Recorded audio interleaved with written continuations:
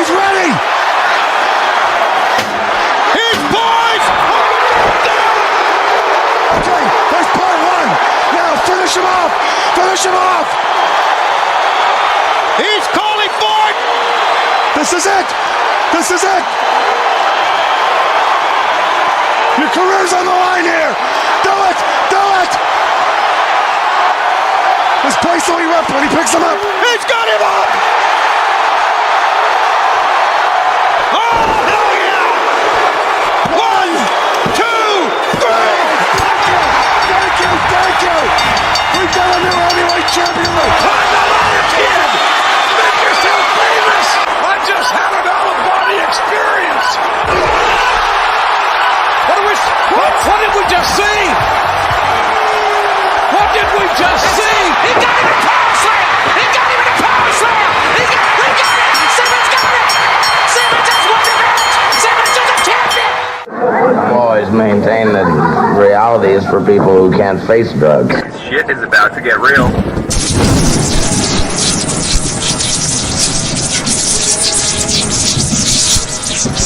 You'll get to see your knee. Knee. Shit. Look at the stare of the champion against the challenger. What? And now, Straight Talk Society presents Wrestling with Reality. Following announcement has been paid for by the New World Order. It's going to be the biggest battleground in the history of our sport. The biggest match in pro wrestling history. The two biggest superstars in our sport in the biggest event the sport has ever seen. The biggest match in the history of our sport. A little scalded dog here. Enough is enough.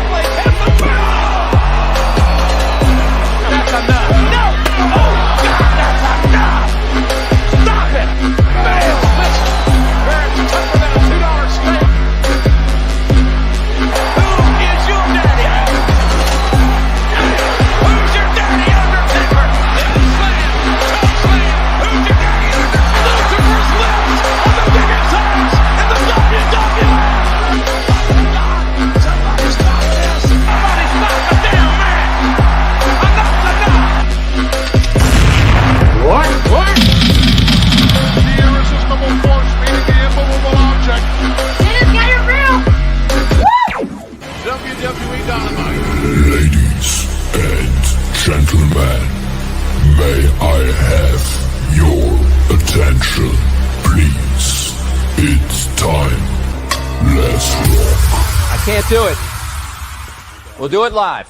So to escape from reality? We'll do it live! Fuck it! I am reality. Do it live! I'll write it and we'll do it live! Oh, it's live, Hal. Let the slaughter begin!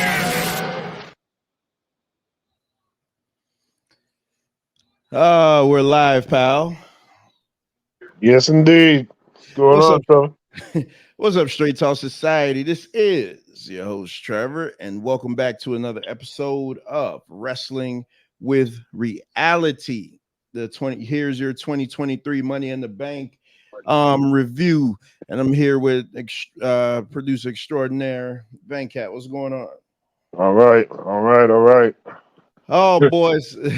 So this one gonna be polarizing, and I know right now off top that we're up against some stiff competition as far as just everybody that's reviewing the show. Not to mention that today's Saturday, and you know Saturday's a death spot, so I don't want to get AEW collisioned in this piece, and hitting the ratings, because you know our wrestling, since we started doing the shows over here on the society, our wrestling shows have been doing really good. So hopefully this, I don't see why it wouldn't. But so real quick before we get into the main event, because I know you want to talk about that. That's why I purposely didn't respond to you. Before we get into the main event, what's your overall grade for the show? Well, number 1 through 10. 1 through 10 for this particular show. This show, the audience was great. They did good. I still lean towards Puerto Rico and the WrestleMania crowd a little bit more, but they were good too. The quality of matches, I did miss the first match, which I feel might have been the best match of the whole night, just by things I've seen since the pay-per-view came off. I will give this rating. I'm gonna go maybe 6.5. All right, we're not too far off. Or maybe a 6. I'll finalize it at the end, but You gonna either 6 or finalize it at the end. 6.5. So off the bat, I get a show of 7. Because it was a tale of two tapes. You have the hot crowd and the hot opening match. I do want to address the crowd at the end though, just because I think they played in part as to why I don't think the main event was that good, but we'll get there. Oh, you know why the main event was that good. Because even the main event to me was a tale of two halves. It's funny because I was playing Madden earlier. Peace, MD. I sent you the link, but let me put it in the chat because hey, it's fun because MD sent me a message after the show and it was one word, wow. Like, that's it. He's just like wow. So yeah, we definitely going to talk about it. The link is in the chat, MD. But I thought the main event was a tale of two halves, and like I said, I was playing Madden earlier, and I'm still trying to get used to these controls. So at first I was just terrible, and then eventually I started getting into it. So that's why I say it's a tale of two halves. But let's so what did you think about the crowd? I mean that crowd in the UK. If you notice, like on YouTube, there's a lot of YouTube wrestling people on YouTube that's from the UK, and they could be very knowledgeable. They give you all the information, ins and outs, the backstory. So they're on top of it. That's like a legit wrestling crowd. And yeah, John Cena's right. They do cheer for you when you're not supposed to be cheered, and they boo you when you're not supposed to be booed. But that's because they have they're a smarter wrestling crowd than the average, I would say. I like the crowd. I think the crowd is good. I think it's exciting. Do they do a lot of chanting and woo and all that other crap that I don't like? Yeah, I can't stand that stuff. But overall, that's still an active, involved crowd. That's not a crowd that's just sitting there feeling like it's boring or whatever. They at least give your event a feel and a look to it and a sound that's positive. But sometimes it does get annoying but in general, not just that crowd, but just wrestling crowd in today, some of the chants that they say, and I can't stand that. But I give the crowd a thumbs up. What's up, MD? Peace. What's up, y'all? What's happening? What's What's happening? going on? Did you see the whole show? Yeah. Well, I saw the whole show while I was driving to get home. Oh. Yeah, I saw it. What was your, before we get into any match or what, on a scale of 1 to 10, what would you give it? I like a 7. I give it a 7. Yeah, I think it was a solid 7. Had the main event been booked better, it would have put it over the top, but we'll get there. The issue with the event is not the main event only. The main event is the dookie on top. Okay, there were some other issues out there. Well, we'll see. So the first match, which I mean, I'd find it hard to believe if anybody was to tell me that this wasn't the hands down match of the night. Was the men's Money in the Bank, and the reason why I feel they put this in the spot that they did was just because they wanted to have the tease. But you had Damian Priest, Butch, Santos Escobar, LA Knight, Shinsuke Nakamura, Logan Paul, and Ricochet. So I will say the MVP of this match is Logan Paul. If anybody says anything bad about Logan Paul going forward on this show, I'm gonna put you in the back for 2 minutes, because there's not like this guy is. There's nothing this guy can't do. Like, I have never seen somebody get it so fast with zero experience. Like, he was the ultimate heel in this match. Like, even a match like this that you can't have a heel, he was the damn heel in the match. So Venkat, you didn't see it. So MD, what would, because there's no way for me to tell everything that happened in this match. So I want to get more closer to the end. But what was your thoughts on this before we talk about the winner? What was your thoughts on this, MD? Yeah. It was a good match for what it was. Like I said, Logan Paul did an excellent job as usual. You know, like how anybody can complain about the positions that he gets puts in, like as far as these matches. I don't do it no more because I mean he's showing he can do it. You know what I mean? So you can't use that argument no more. Not at least not with him. You know what I mean? So I didn't have an issue with him being in this match from the onset. You know what I mean? So it was a good match. Some of the spots were great. The Spanish Fly spot, it was a little wonky, but they did it. Man, you know what I'm saying? Man, listen, I'm gonna play a video soon that you'll even hear my daughter say he could have died on that. Like how the way they recovered from that, man, and that's why I think they're setting up Logan Paul and Ricochet to do something, because those two are just money together. So like, what spots stood out? Because it was a car crash. It was a legit car crash. Even my mother-in-law was watching it and she just couldn't, because for some reason my daughter got her watching wrestling now, but she was just sitting here with her jaws open, like what the hell am I watching? Like it was insanity. So what spots stood out to you? I like the Logan Paul spot with the with the high spot move off the ladder. Well, onto the ladder. I like that move. But like I said, that I mean, I expect Logan Paul to do stuff like that. So I mean, it probably would have been that Spanish Fly, because like I said, it looking at it live, it looked bad. Not bad in a botch way, but bad in a like, oh my God, like somebody just died way. You know what I mean? So that's probably the spot. Let me ask you a question. So because Venkat didn't see that match, but that spot, was there any way that they could have just called an audible and been like, no, we're not going to do it? Or was it like New Jack and Vic Grimes? He was like, no, you going regardless, when he threw him off the scaffold. Like, because I'm watching it and I'm like, damn, they couldn't have. I'm like, as bad as it looked and as dangerous as it was going to be, and I'll be shocked if I hear one of them aren't hurt. But I was like, they had to do it. Like, there was no pivoting from that. Yeah. See, this is what I think happened, because if you look, when they tilted the ladder over, I think it was supposed to be all fluid.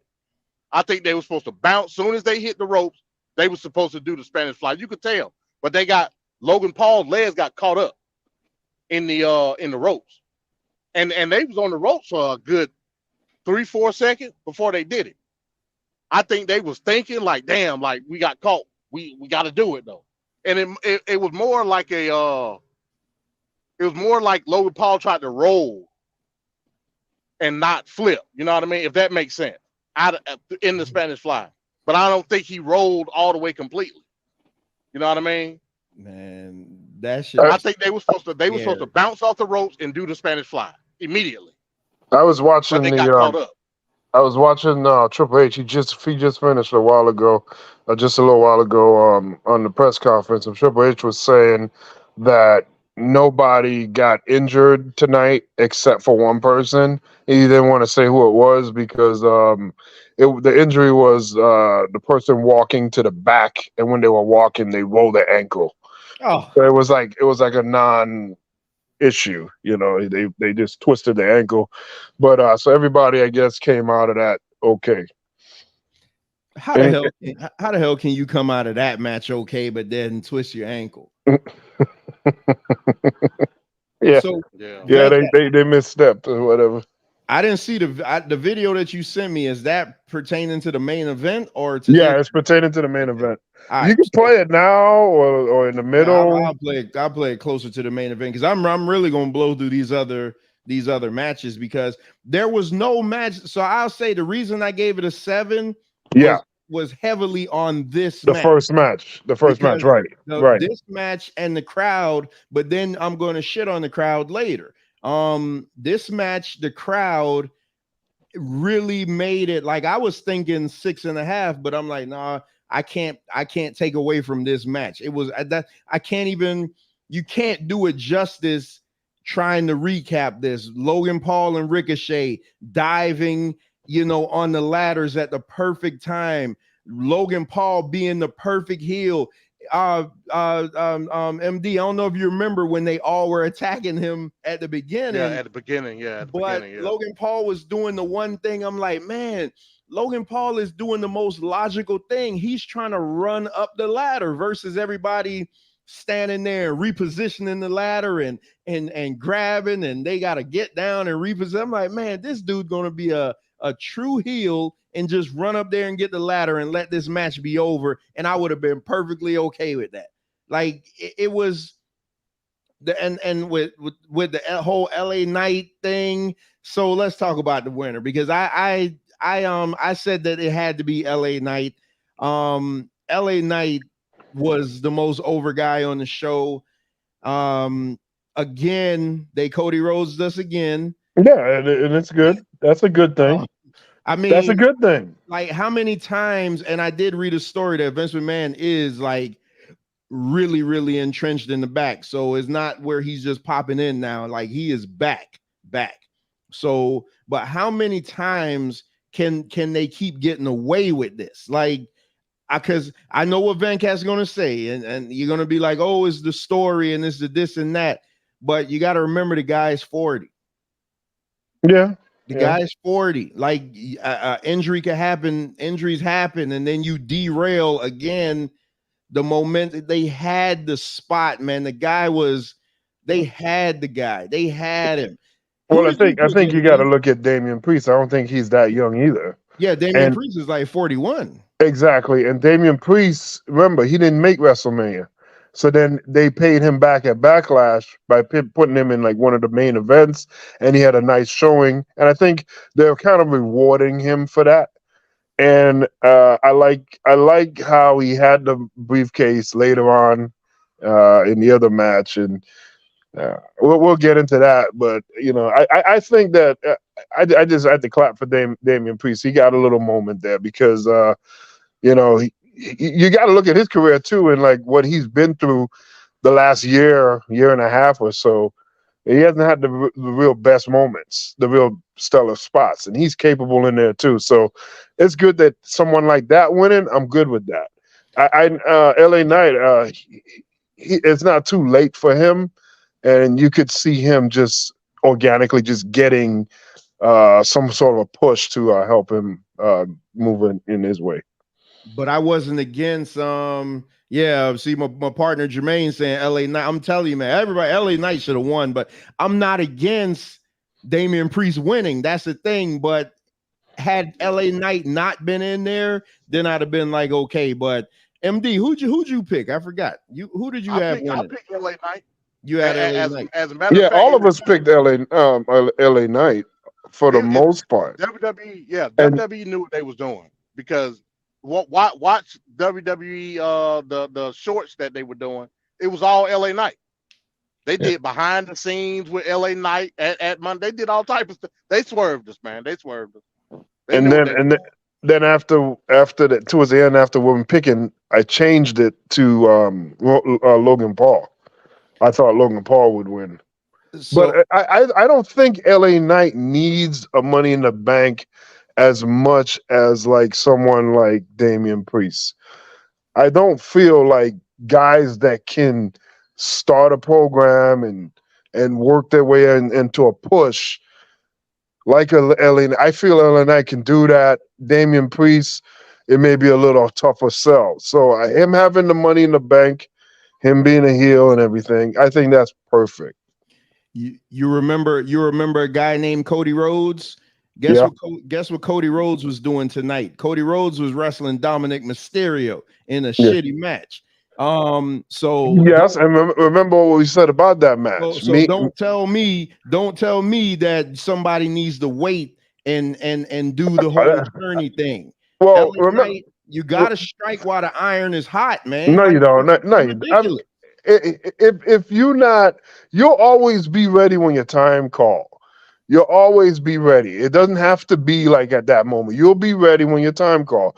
But with that whole Cody Rhodes thing, that when I said specifically, I think some others agreed that this is Dominic Mysterio's moment to decide which road is he going down. Is he going to continue to be this weakling, cowardly, unproductive in the ring character that he's playing right now, or is he going to show, hey, this guy got something? Outside of people hating you, that's not going to carry a crowd. I'm sorry. You could be thinking you're Ric Flair or Gorgeous George or any of these guys that have made a living on being hated.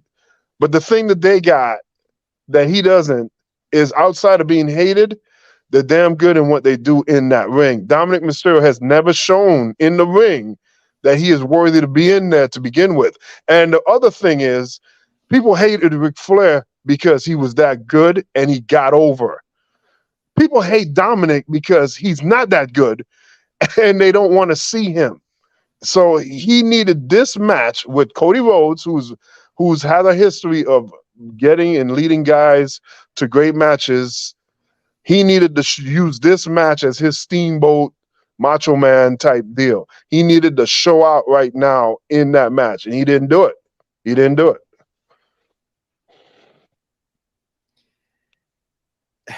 Again, WWE has consistently dropped the ball when it was time to strike. I agree, though. The Money in the Bank serves better for somebody like Damian Priest over LA Knight. That's what I say. I don't have an issue that he won. This was just LA Knight's time. So anyway, we want to I want to show you guys, God, and I don't know how this works. I hope WWE doesn't mess with Oh my God! I hope you're not gonna get us censored and banned. They will. I'm telling you that now. They will. Hope they, yeah, but this is being streamed straight off of my TV. Oh, okay. Well, if it's with sound, if it's like that, then yeah, but you could barely hear it though. Like it's me recording off of my TV. Oh, you might get away with that. Give it a shot. Yeah, I mean, worst case, we'll have to clip it out, man. So that's what I'm about to show. Like the last few minutes of the men's in the bank. I just want you to know, McMahon gonna own the show now. Okay, let's go. Vince gonna take over the show. Oh man. Oh yeah, I was about to say I can't even. All right, hold on. Let me try to pull it up because let me see. Where was it? By the way, did you happen to see that segment with Paul Heyman on the pre-show? Yes, money. Paul Heyman is man, like whatever they paying him, double it. They need to double it, man, because that then cut it in half. That was awesome, man. That's the stuff that the fact that he cried and he already had that look about him. It was money. It was awesome. Oh man, what the hell is going on, man? Oh, don't tell me I don't. What happened? Oh, come on, man. All right, let me go to the next match because I don't want to belabor the point. When I find it, I'll bring it back up. But peace, everybody in the chat. Make sure y'all hit the like button. The link is in the chat if you want to join and talk about it. So match number 2. Yep. Match number 2 was for the tag team championships. The women's tag team championships. Yeah, Shayna Baszler and Ronda Rousey against Liv Morgan and Roxanne. Well, not Roxanne. I'm talking about Roxanne Perez. What's this girl's name? Oh God, I keep forgetting. Raquel. Rodriguez. Yeah, I'm thinking about Roxanne Perez from NXT. I thought the match sucked. I just like the turn at the end, but I also think the turn was kind of just misplaced and out of nowhere. But I know why they did it, because these Ronda and Shayna have been disgruntled in the back, and they said that they aren't getting over as tag team champions, and they don't like the fact that no one is is responding to them when they come out. So they want to see what a feud would be like between the two of them. So let's see is the money in the feud, because Ronda at one point was hot until she got pregnant and left. And she has not been able to recapture that. But like I said, I thought this match sucked. I love the turn though, just because I think they could work some MMA matches out of this. And here you have again hot potato with the WWE Tag Team Women's Championship. That's all I got to say about this. So y'all have at it. I'm good. I mean, on paper, I would be excited for Ronda versus Shayna, but Ronda can't wrestle, so I'm straight. I caught the middle to the end of the match. That's when I got back. I was out going from store to store trying to find AEW Fight Forever video game. Like it's nowhere in any store. But I thought it was deep. For when I saw, I thought it wasn't bad. I like the betrayal. I didn't understand why. I wish they would have like accidentally hit one another or something like that, and then that sparred the whole turning. But nothing like that happened. It just came out of nowhere. I was just kind of shocked, but it was good. I'm okay with it. So you said you actually liked the match, though. Yeah. I thought. I mean, I got there in the middle to the end. So what I saw, I liked. I didn't think it was a big deal. So I don't have an issue with this match. I have an issue with other matches, but not, so not this match. We talked about it we talked about it on Wednesday, and MD was saying how Liv Morgan is basically the replacement for Alexa Bliss. And I think it's because he said that it stuck it in my head. Like because I'm watching her and I'm like, man, she's not really that good. You like I don't think Alexa Bliss is any good either, but she appeals to a certain type of person.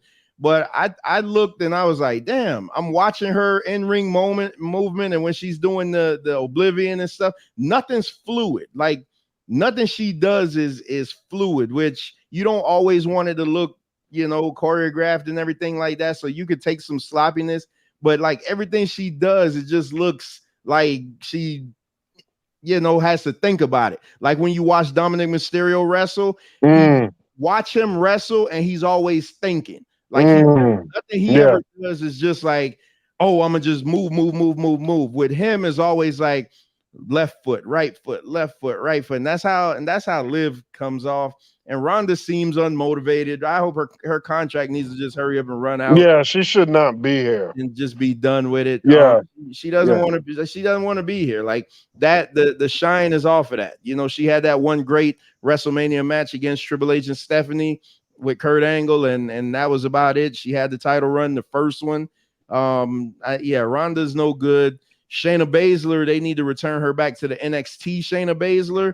And she was a badass, but yeah, this match to me, Raquel Rodriguez needs to be a singles competitor. To me, this match sucked. It sucked outside of the ending. I mean, and we got new champions, so that's what I got there.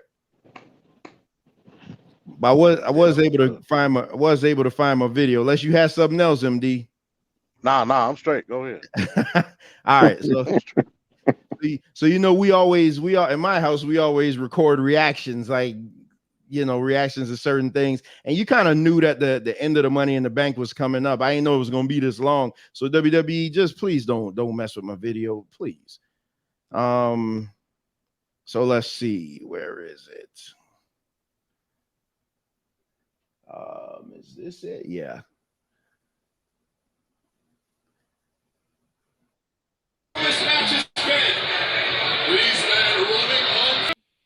Oh man, that's right. Awesome. That is great. Yeah, that was that's great. Yeah, he needs that moment, man. Finish for real. That's his moment. I would be interested to know who put that match together, because that like the match was a car crash, but that was a good ass finish. But now MD, seeing the Ricochet Logan Paul spot, you still don't think they could have pivoted? I mean, I don't know what they could have did. Like I said, I think they were supposed to bounce immediately off the ropes and hit the Spanish Fly. Obviously, that couldn't happen because Logan Paul split the ropes. Yep. And Ricochet was like, "Damn, what do I do?" Hell, if it wasn't for Ricochet, I don't think it would have. You know what I mean? Would have been as clean as it was supposed to be per se. You know what I mean? Yep. Ricochet actually saved it somewhat. You know what I mean? Yeah, But that was yeah, it looked bad. Not bad in a way of like botch bad. It looked bad like injury bad. yeah, like somebody yeah, especially looking at that top angle, you could see that Logan Paul, the way his head went in, I was like, oh man. Yeah. And Ricochet actually like he like corkscrewed in the air. He didn't hit an actual backflip with it. Yeah. He rolled into it too. You know what I mean? Yeah, that's why I don't, that's why I be so leery about them doing all that stuff. But for this type of match, I mean, so the next match we got for the IC title. See, I actually like this match because Gunther's my boy. You got Gunther defeating Matt Riddle, and what I really loved about this match is that he didn't beat him with a finishing move. He tapped him out with a knee bar. Like, because the whole story of the match, the whole lead up to this match is that Imperium messed up Matt Riddle's ankle. So why not be a good, smart person and attack the ankle? The funny part was at the end when Gunther started chopping his ankle. I was like, man, it's like everything this dude does is just it makes sense, man. It's like he don't really do no wasted moments. It's like everything he does just makes sense. And he is, I would have loved to see him win Money in the Bank and cash in and be the champion. And then at the end, we had the return of Drew McIntyre. I knew Drew was coming back. I thought he was going to come back to attack Seth Rollins, but he came back to challenge Gunther. The only thing I didn't like, he still came back as smiley babyface. Like, I mean, they got to give him a little edge, and he has to get a little bit of edge. So what you guys thought about that match? Good. It was a good match. Yeah, it was a good match. Like when he started talking, it was like he was like slapping the sole of his foot. I'm like, what? Yeah. I'm like, what is he doing? But I got it. You know what I'm saying? But it was a good match overall. I just want to see Gunther, man. I want to see Gunther in another program that's gonna be hard hitting, because that's the type of person he is. Like the last feud that I liked him in was the Sheamus feud. I don't like this revolving door of opponents that he got. Like, now I want to see him in a program, and hopefully he get that out of McIntyre. You know what I'm saying? So hold on, MD, because we always criticize the guy that's holding the belt hostage and of not defending his belt. But now you just said you don't like him just going through opponents. You just want him to. You would rather him have like a multiple match feud, or you don't like the fact that him just having a new opponent every few weeks? Yeah, I don't like the new opponent. I mean, you can still defend the title, but as far as like being in a program, he needs to sustain a longer program. That's what I don't like about how they book it. I want to see longer programs out of it. Like, I want to see blood feuds at the end of the day. I don't think he's getting that. You don't think you're gonna get that from Drew? That's what I'm saying. I hope he do, because that'll be hard hitting. I can compare that with Sheamus and Gunther. You know what I'm saying? I want to see something hard hitting that's gonna last. I don't want to see McIntyre and Gunther at SummerSlam, and that's it. Okay. So would you be okay if they took the belt off of him at SummerSlam? That's cool. I mean, hell, he done had it for a while, man. It's time for him to move on. You know it, and I know it. He's actually had it a calendar year. He won it last June. Yeah. He Gunther need to be challenging for that world title. Period. Yeah, I mean, how much longer before he could pass Honky Tonk? He got a long. I think he had to go till September to pass Honky Tonk Man, or maybe longer than that. Or damn near WrestleMania again. He don't need to be defending that belt at WrestleMania. He need to be wrestling Seth or Cody for one of the main belts. Yeah, because I mean, at this it would be good. It would be good to get Gunther up there, because that's a record that you look it up, you'd be like, Honky Tonk Man. Like, that's not the name you want to see. And I think that's why they're doing it, because it's Honky Tonk Man. But I mean, but you put the belt on these guys for so long. I mean, then you paint yourself into a corner. I think the only two people ahead of him now is Macho Man and Honky Tonk Man. So, I mean, you know, so Gunther having the title this long, Roman Reigns having the title this long, as annoying as it is, especially on the Roman Reigns side, just because he doesn't defend it. Gunther's a defending champion. He's putting that title up all the time, and so you got to respect that. His run is much more legitimate. But we had this point in wrestling where the titles just changed every other hour. You have too many guys walking around the WWE that are 10 or more time world champion. That is ridiculous. Triple H, Cena, Edge, and all these guys have had those titles for too many times. It just shows lack of talent because they're just trading it between a select few guys. And they don't have anything compelling to show the audience. So it's bad for wrestling. So it's kind of helping to reset legitimacy to the titles, because the titles, even with WCW, the last years of WCW, the same nonsense would happen. For some reason, they feel like, okay, when a world title changes hands, that's excitement, that brings ratings. And then so now, you know, DDP could become champion, and then the next night he loses it, and it's just stupid. So I kind of respect the length. Let me ask you a question, then, Vatcat. What's more important, the legitimacy of the frequency of the title defenses, or the legitimacy of the program in which the title is being defended? Well, it matters more who you're fighting. And you know, like you said in the program, like who are you beating? I mean, look at the Usos as tag champions.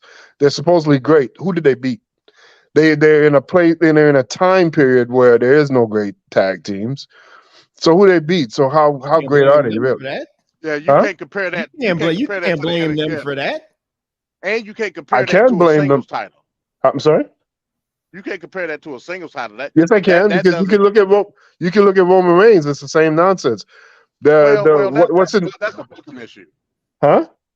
That's a booking issue. There's legitimately no tag teams for them to face.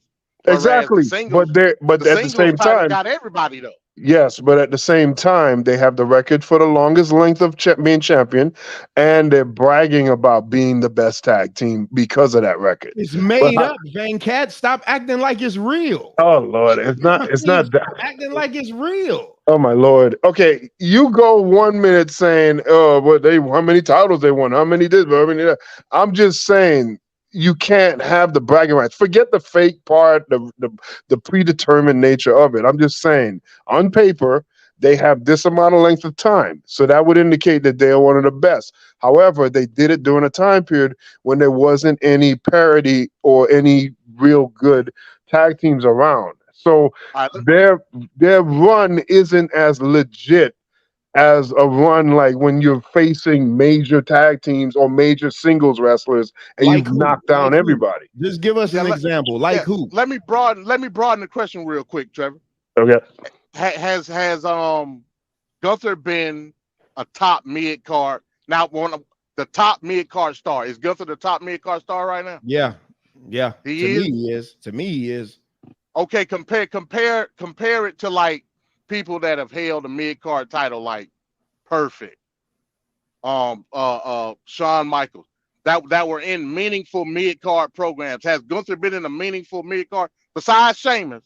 Yeah, who has he beaten? But I'm just going off the program. When I go back and I look at those programs that those guys had, I could say those guys was a bunch of bums that they wrestled. No, that's not true. It's all about who you like, because now you're going to tell me, that Mr. Perfect's run was better than Gunther when Mr. Perfect was wrestling guys like Hacksaw Jim Duggan in the title program, Brutus the Barber Beefcake, Jim Powers. He was wrestling scrubs like that in title programs, but you What won't about look, Bret Hart? but you won't look at exactly. So for Gunther, you could say, what about Sheamus? What about McIntyre? Everybody's not going to wrestle. Just say. That's why I always had this argument with you. And there's a question I want to ask you at the end, but I don't think that we could legitimately have that answer because you won't put your bias aside. Just say that you like a certain time period more, which is nothing wrong with that. No, I'm not saying that. I shit on the Young Bucks every week. Okay, Trevor. See, you see, like in the NBA, people look at the NBA today. They look at the NBA in the past. They say, well, today's players are weaker. Today's players are blah, blah, blah, blah, blah, blah, blah, blah, blah. All this stuff, right? I would say that in today's wrestling, there isn't as much or as good of talent. I don't feel like for the matches that we've seen, I don't think that we have as good a talent as in the past, because in the past you had multiple organizations set up and there would be a movement of talent that come and go, and there were new fresh match situations that were happening all the time. In this current landscape of WWE, it's pretty much the event we saw today. If we rewind 3 years, the same people that participated today, for the most part, are the same people that participated 3 years ago. Do that in WCW or even WWE in the 90s and go back 3 years. You're going 30 years ago, Van. That's what I'm saying, man. You're not being. You're not listening to what I'm saying. Because you're not. You keep trying to compare 30 years ago. It has nothing to do with 30 years ago. It has to do with the situation where there was greater talent back then versus today. It's just WWE. There isn't much movement in their roster. That's bullshit. All I was saying is I don't think Gunther has been in many meaningful feuds. That's all. Exactly, because the roster doesn't afford him to. He doesn't have anybody to face. That's what I'm saying. It's just like Roman Reigns. He burned through everybody. That's bullshit. How is that bull? That's bullshit. So let's say legit. That's bullshit. Like okay. If it's bull, if WWE makes up an event for 2 weeks from now, give me a fresh match situation that hasn't happened. You can't do it because these matches. Tommaso Ciampa, you could put him in there with Bronson Reed. You got tons of people you could put him in there with. No, you could throw a bunch of NXT and lower card. You could throw that on me. You could throw a bunch of insignificant and lower tier talent together. I'm talking about an actual event from top to bottom that I have to do what? They're not lower tier because I bet you if they went over to the other station, y'all would have been like, oh my God, it's the greatest thing in the world. Oh, please. And you know it. I'm talking about big names, big matchups, big fight fields. You don't have that. Let's move on, man, because I'm not getting in another 3-hour show. Hate this guy, man. Because you can't. I mean, damn, y'all talk about I just put up a video of you the other day. Yeah. Ranting about how people keep living in the past and you can't get out of 30 years ago. Like, that's crazy. That's insane to me. Like, that's insane because whenever you wanted to fit your narrative, you always go back to the 90s. If we were to go roster for roster and just list every single wrestler from WWF, WCW, and current AEW and current WWE wrestlers, I bet you 9 out of 10 you'd find much better wrestlers now. And it pains me to say that, but a lot of our stars back then, they were shit. A lot of them of them were shit. I don't see how. A lot of them were shit. Okay. You think you could have that Ric Flair, Ricky Steamboat match in front of any crowd now? Come on, man, get out of here. Yeah, you can. That stuff was when the crowds gather, they're hoping to see that. That's what they're hoping to see. So how come when I say I like stuff like that, y'all always tell me, "Oh, get in the new times. We need to have 100 super kicks and 100." No, don't. Nobody ever said that. I can't stand super kicks. I can't stand the cliche nature of today's wrestling. You see what I'm saying? I can't stand none of it. Anytime it fits your argument, you always could pivot. No, it's not a pivot. I see both sides of it, but I have my overall opinion of it. I'm just saying that in the world where there were multiple leagues that were visible on television. Not this league happening like today's MLW that exists, but it's hard to see or hard to attain. I'm talking about ECW, WCW, WWF, and others that were on TV that you could see that had talent that continued to compete week in and week out. They over a period of time, you gain an understanding for the business. You have a certain knowledge, and you're able to perform matches. These guys don't have that avenue. That's why NXT exists. That's why OVW exists. But those things, those avenues, are not as essential as USWA, AWA, GWF. They're not going to be on the same level where they were on TV. Name the top star from on USWA. ESPN or on other areas. So name the top star from USWA. Oh my God! It was Eric.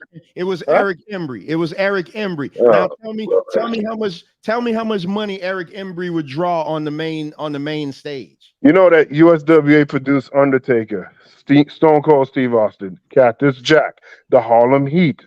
A lot of great Marcus Bagwell came out of there. A lot of great tag teams and individual wrestlers came out of USWA. I used to watch that every day on ESPN. Where they became stars. Huh? Guess where they became stars? That's what it's supposed to happen. All right, man. We did our damn near 4-hour show on Wednesday. Oh, you never responded to me either. Are we going to do the NBA show Wednesday? Because that seemed to be the only time we're going to be able to get it in. It's got to be a different time. We shouldn't lose an episode of Wrestling. I don't know. There's got to be another time. We just need like an hour and a half. With you talking about an hour and a half? Come on, man. I've been trying to get to the next match for 20 minutes.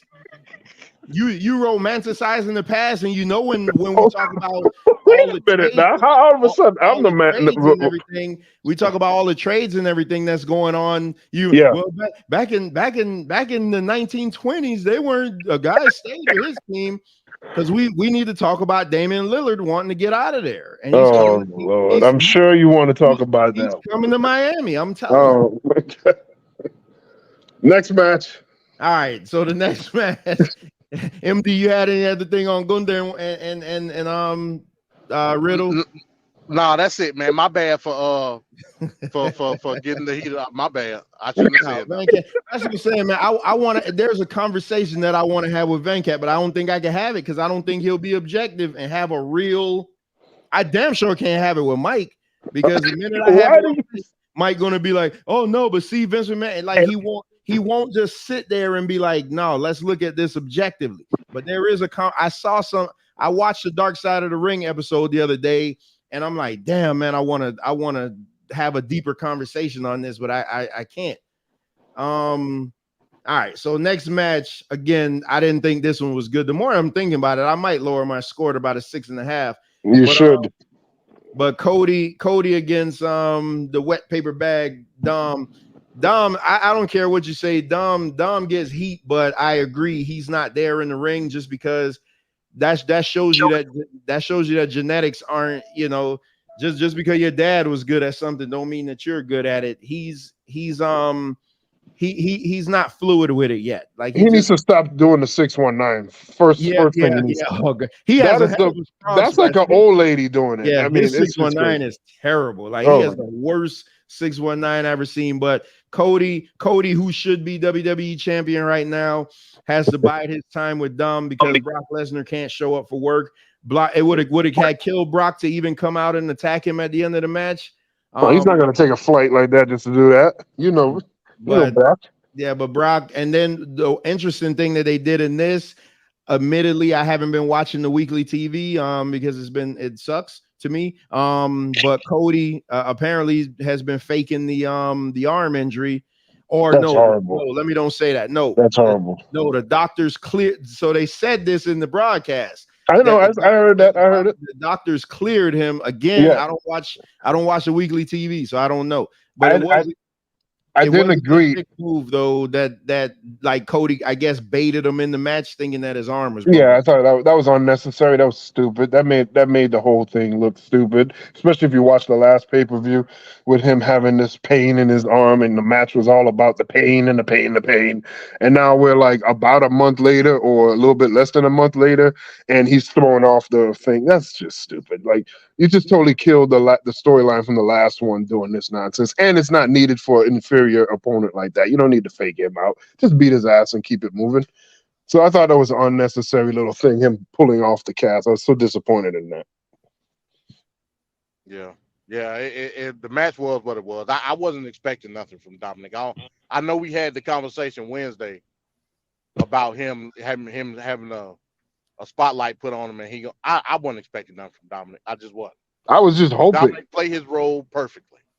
Yeah, I was just hoping. And I like his role that he plays. I don't necessarily think he has to do much in the ring. Now, with that being said, do I perceive him as a glorified manager? Kind of, sort of.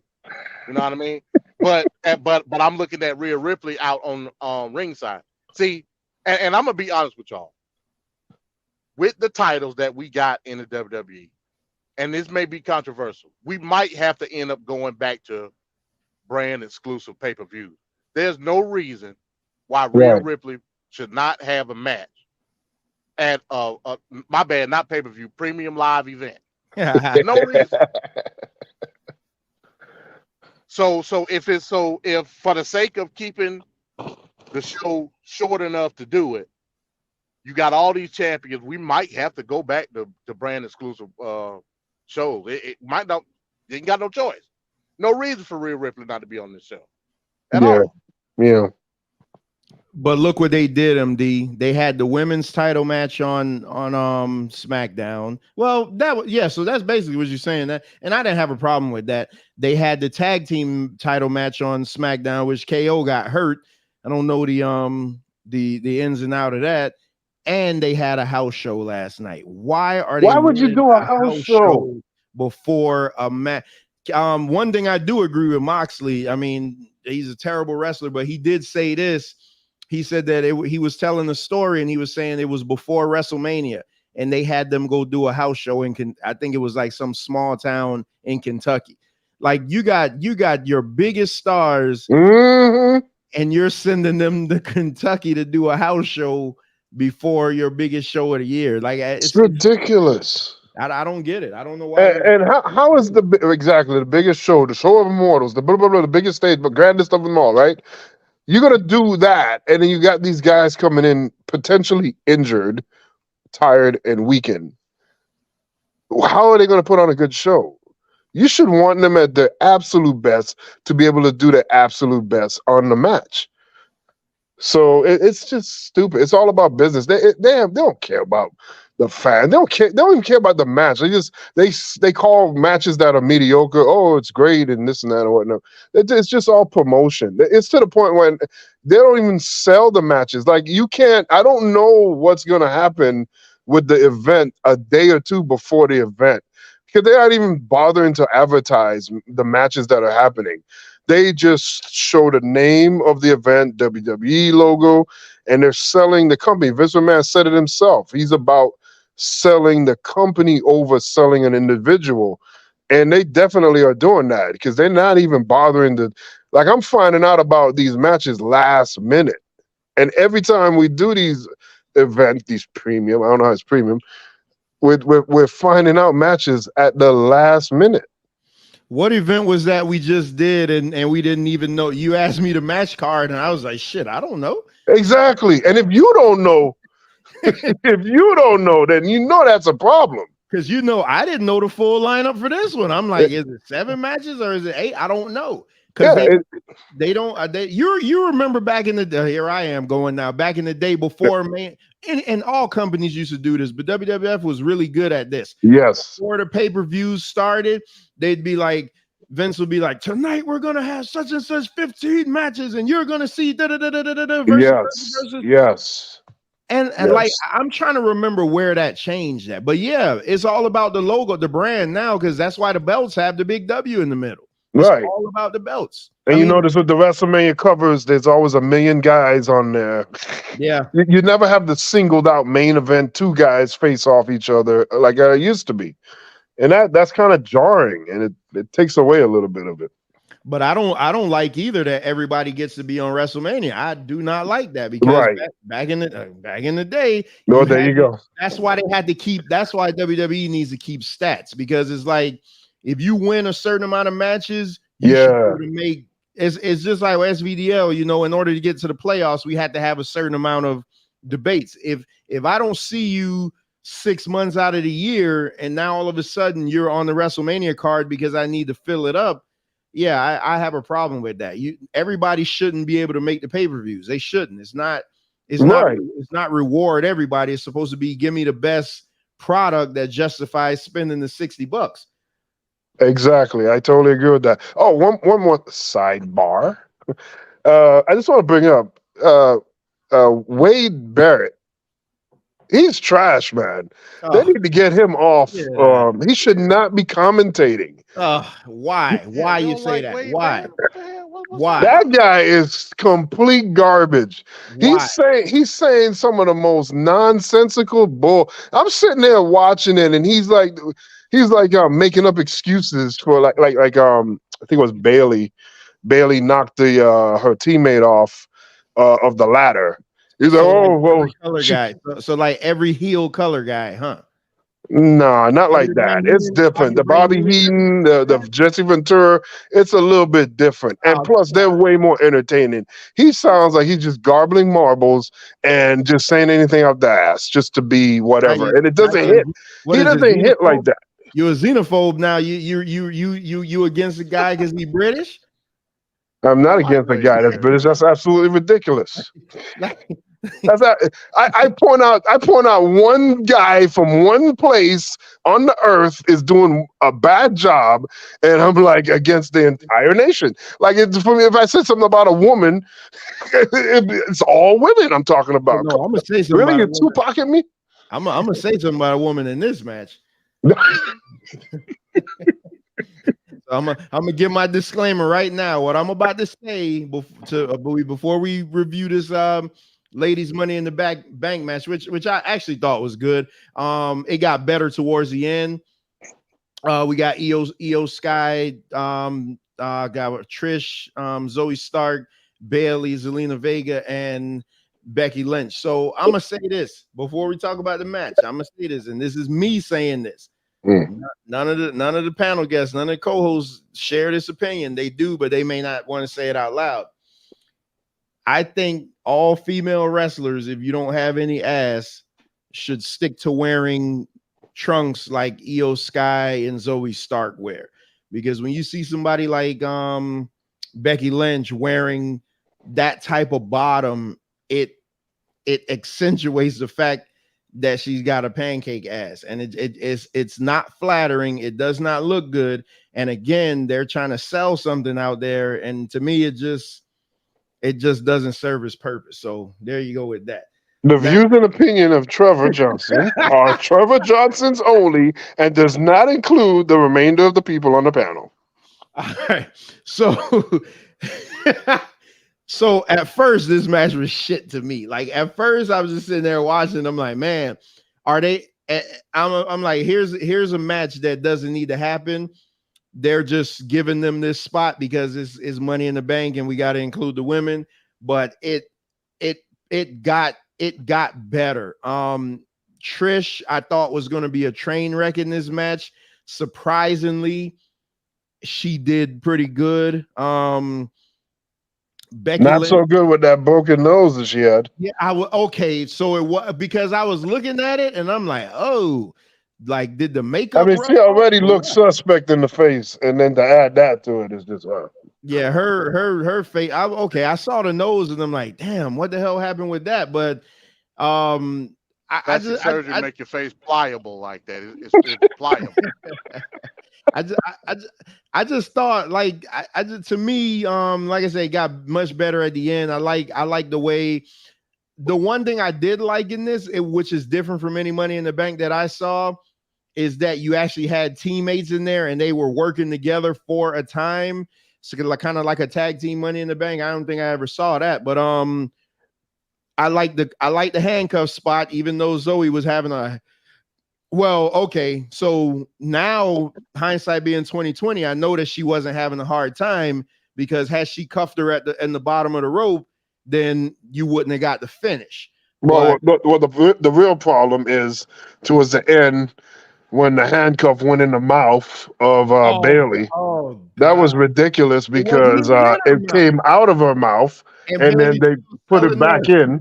And Bailey's still selling it like the handcuff is in her mouth. Yeah, you don't do stuff like that. It came out and leave it out. You try to do something else, improvise. You're freaked up. You're freaked up. Don't sell it. Well, yeah, it was glaring. I was like, oh my God. Just don't sell it, man. It's like I those things kill me when they sell that type of stuff. But I did think it was clever. So then I hear go what Venkat's talking about when Bailey, obviously everybody saw that she pushed the damn ladder. She knew who was on there, and Wade Barrett was like, she's covering up. No, that it was blind. She didn't realize her teammate was up there. That reminds me anything Bobby Heenan said. Whenever you go, Heenan is much clever than that. Much more clever. Yeah, Bobby Heenan ain't weak like that. He wouldn't say some bullshit. Who's better than Bobby Heenan? Nobody. Exactly. Jesse Ventura was great too. Nobody's better than Bobby. This was 1A and 1B. So of course you're not going to get anybody better. Damn, was Corey Graves on the call at all tonight? No, he was not. And I would much have rather heard him. He does a better job. I don't know what the hell Wade Barrett doing on there, man. He's horrible. But you know they got to have a one Raw guy, to one SmackDown guy, and they just but I don't think I heard. Oh, okay. So they were giving so Michael Cole and Barrett were calling the entire thing, but the finish comes with I thought it was clever because you kind of forgot about the handcuff being on with EO handcuffing them both under the ring. But then here's the part that I was like, come on, man, just be done with it already. So now both of them are obviously handcuffed, and everybody, oh no, let's go back, because there was a spot where so you had Bailey, it was Zoe, Bailey, and Becky. They were all fighting on one side. Where the hell was everybody else? Yes. Like, that happens a lot in these ladder matches in WWE. Why was nobody in the ring? Exactly. It doesn't make sense. They resting or they're waiting for their spot, their planned spot to be in there. And I hate that crap. Even my wife pointed out. She's like, "Oh my God, where's everybody at? Oh my God."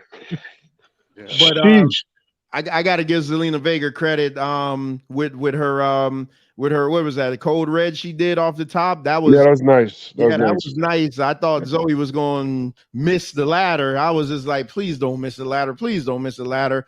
But that was a nice spot. I was pulling for Vega to win. She pulled out a slipper and started hitting her with it. I could do without that. But so EO, the part that just infuriated me, and it always does in all these ladder matches, is the positioning of the ladder. Like, EO, you already got the damn ladder under the thing. As athletic as you are, you could jump up there and get the ladder. You got both of them handcuffed under the ladder.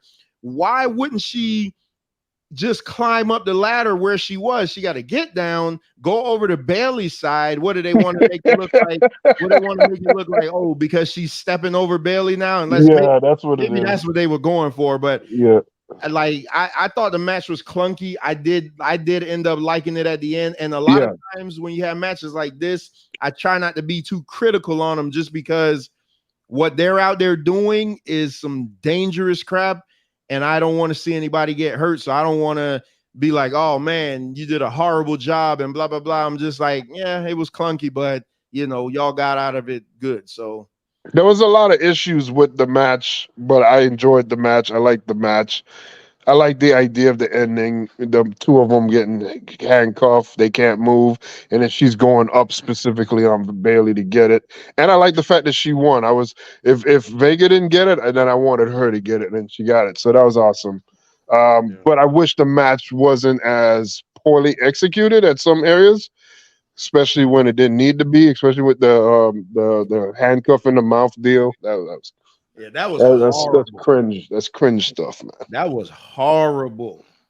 Yeah, it was good for what it was. It was good for what it was. Shout out to Trish Stratus for taking the manhandle slam on the ladder. That was Yeah, yeah. Trish, I don't think Trish. I thought Trish was gonna just. I thought Trish was gonna just shit the bed, but Trish did pretty good. I'm saying that because she's from an era where they don't do this type of stuff. So like these women nowadays will do all of that, but Trish is from the diva era. Like they don't do that type of stuff. So she held her own, but you see, she didn't go up on that ladder too many times. Notice that. I just wish they would stop going off the table. That stupid announcer table thing. I'm just so sick of that crap. We've been doing it since the 90s. Can we just stop it already? Just, oh God, we are always moving things out. If I'm really pissed at somebody and there's a sharp object, the edge of a monitor, I want to drop them on there. If I'm really that pissed, stop moving things off the table and stop dropping people on the table and doing little spots on the table. I hate that crap. Hey, let me ask you real quick before you move over, move on, Trevor. So with EO, do you think EO is gonna cash in, or do you think, because obviously it's setting up for Oscar, is she gonna cash in on Oscar? Oh, that would be great. As far as like in a breakneck situation, or is she gonna deliberately do it to set up a feud? I think she should deliver. That's just me. I think she should like let it be known, But yeah, I'm going for Oscar. Well, real quick, man, we got 15 watching on the wrestling with reality show. I appreciate that. Y'all make sure and hit the like button. I don't think because she's not defined right now. I'm gonna tell you what's gonna happen. I think she's gonna feud with Bailey first before she does anything with that contract. Because remember, she has a year. Yeah. So she has a year. So they're gonna have some one-offs, or Bailey's gonna try to convince her to maybe give it up. What I don't want to see happen is them wrestle for that briefcase. I'm tired of seeing that. Yeah. I don't know, man, but I want to see EO and Asuka though, because when EO got called up to the main roster 2 SummerSlams ago, last SummerSlam, that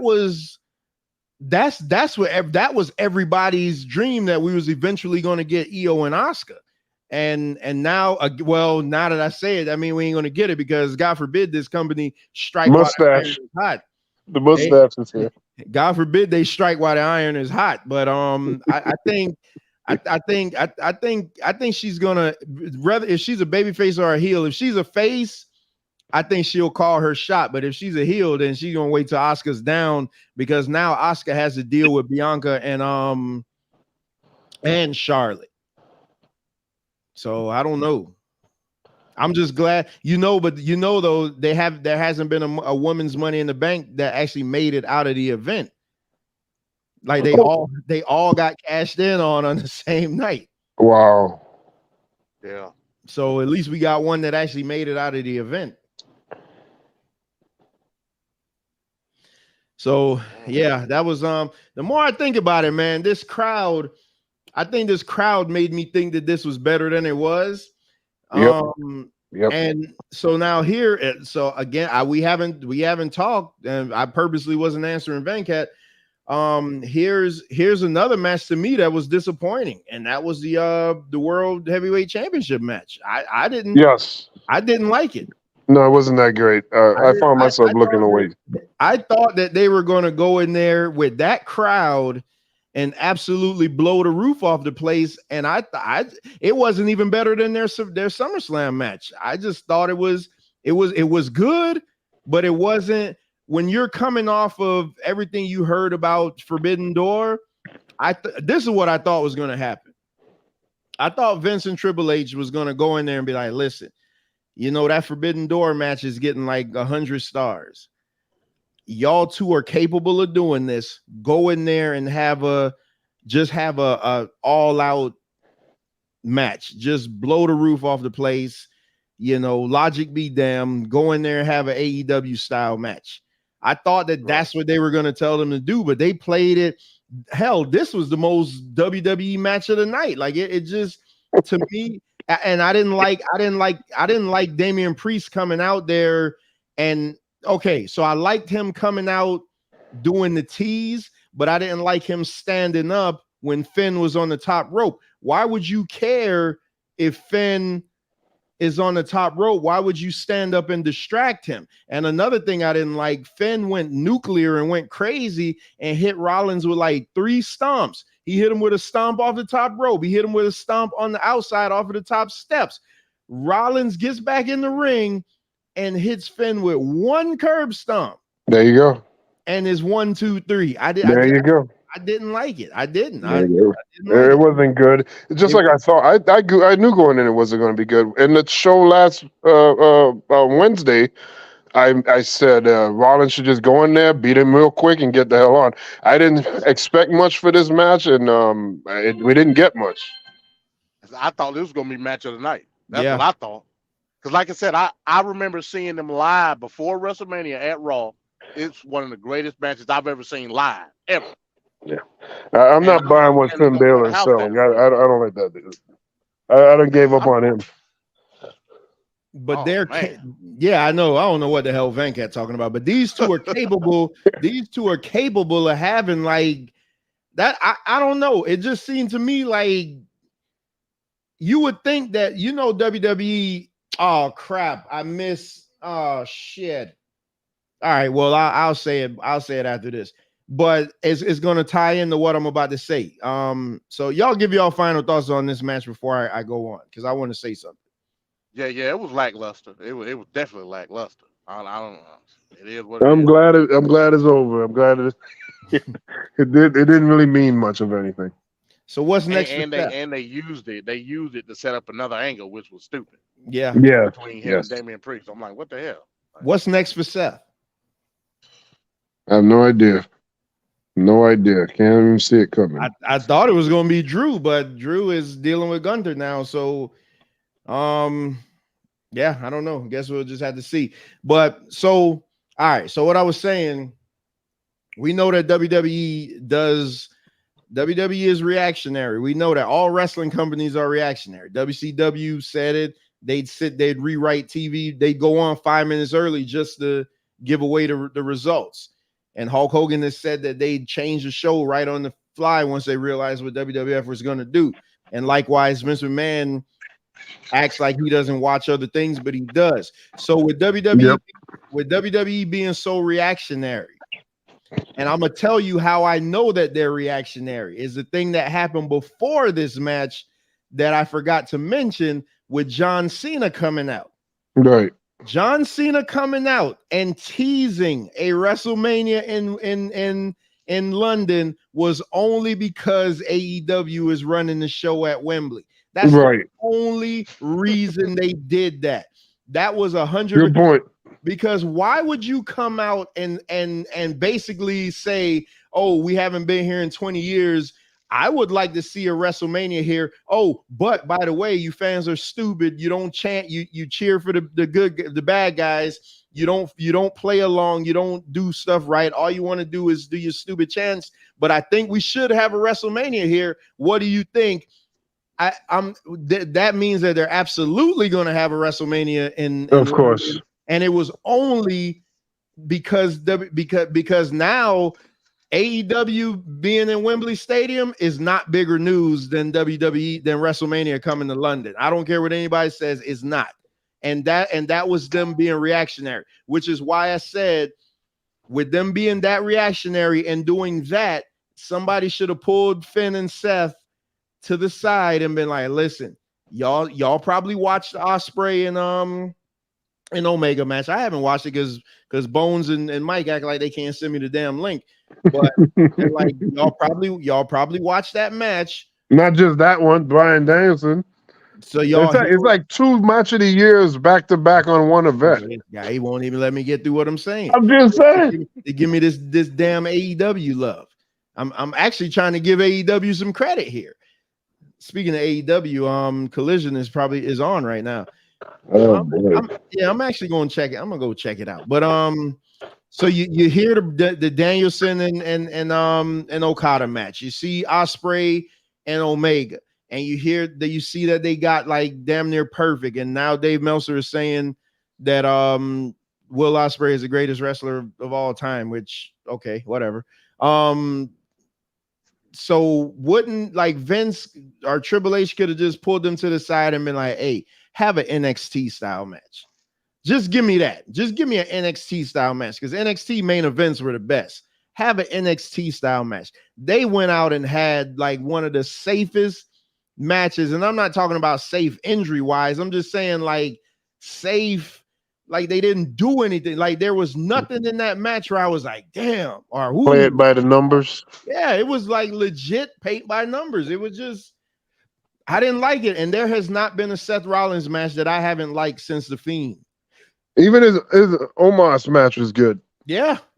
There has not been a Seth Rollins match since The Fiend that I haven't watched, that I haven't liked. Seth Rollins has always been money. And in this match, they didn't do it. It didn't do it for me. That didn't, they had the perfect story.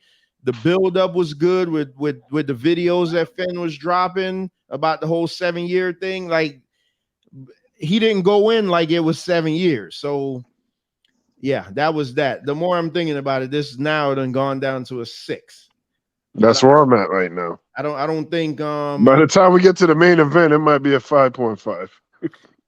All right, yeah, I don't think it's gonna go less than a 6. So MD, I want you to give your thoughts on the main event because Venkat gonna go on and on and on about it.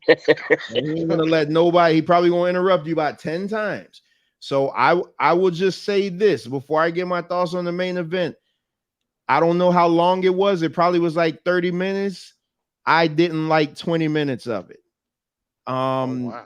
So I didn't like 20 minutes of it. That's what I'm saying. With me, I could be objective. If and everybody knows I love Roman Reigns, but Roman Reigns is falling into that category now where he's getting dangerous. He's been there. He's been there. You just now seeing it. He can't keep his mic on mute. He can't. He cannot. Yeah. It's like did way too much pandering. Way too much pandering. Yeah, and that's why I said I was going to talk about the crowd. That's why I wanted to shit on the crowd because I thought for as good as the crowd was the entire night, I think in this match they did more to harm the match.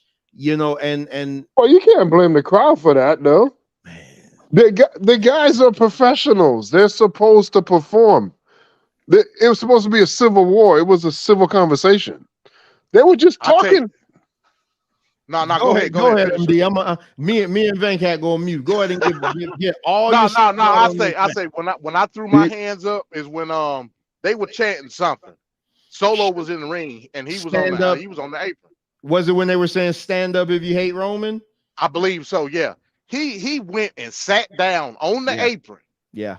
I said, what the hell? Like, I said, what are you doing? He went and sat down on the apron. Then they opened the mic up for him to start talking. You could clearly hear everything he's saying. These people are stupid, blah, blah, blah, this and that. I'm like, what the hell? Is this a match or a promo? Which one we doing? The mic, he opened the mic like, and I don't know if that's something that WWE deliberately did. I don't know. But he was clearly audible in everything he was saying. That's when I threw up my hands. I'm like, okay, like, yeah, this ain't, you know what I mean? The standing around. Now I do like the spot. Oh shit. What just can you hear me? Yeah. Okay, about my bad. My phone about to die.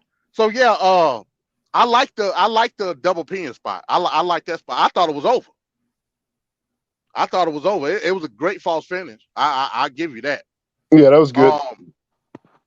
But yeah, man, the pandering to the crowd, the opening the mic up on the camera and having Roman have deep conversations during the match. Nah, I can't get with that.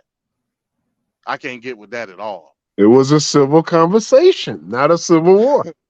So I'm gonna give Venkat the closing word on this because I want to hear, because I probably agree with probably 80% of what he's going to say, but he's probably going to overdo it. So let me just get this in real quick. I thought I didn't like the match. Like I said, if it was a 30-minute match, I didn't like the first 20 minutes of it because they built it as the Bloodline Civil War after what happened on SmackDown, where they were going at it which they messed us up because normally WWE's booking is whoever get the upper hand on the show, the go home show, is normally going to lose the match. So they messed us up on that one.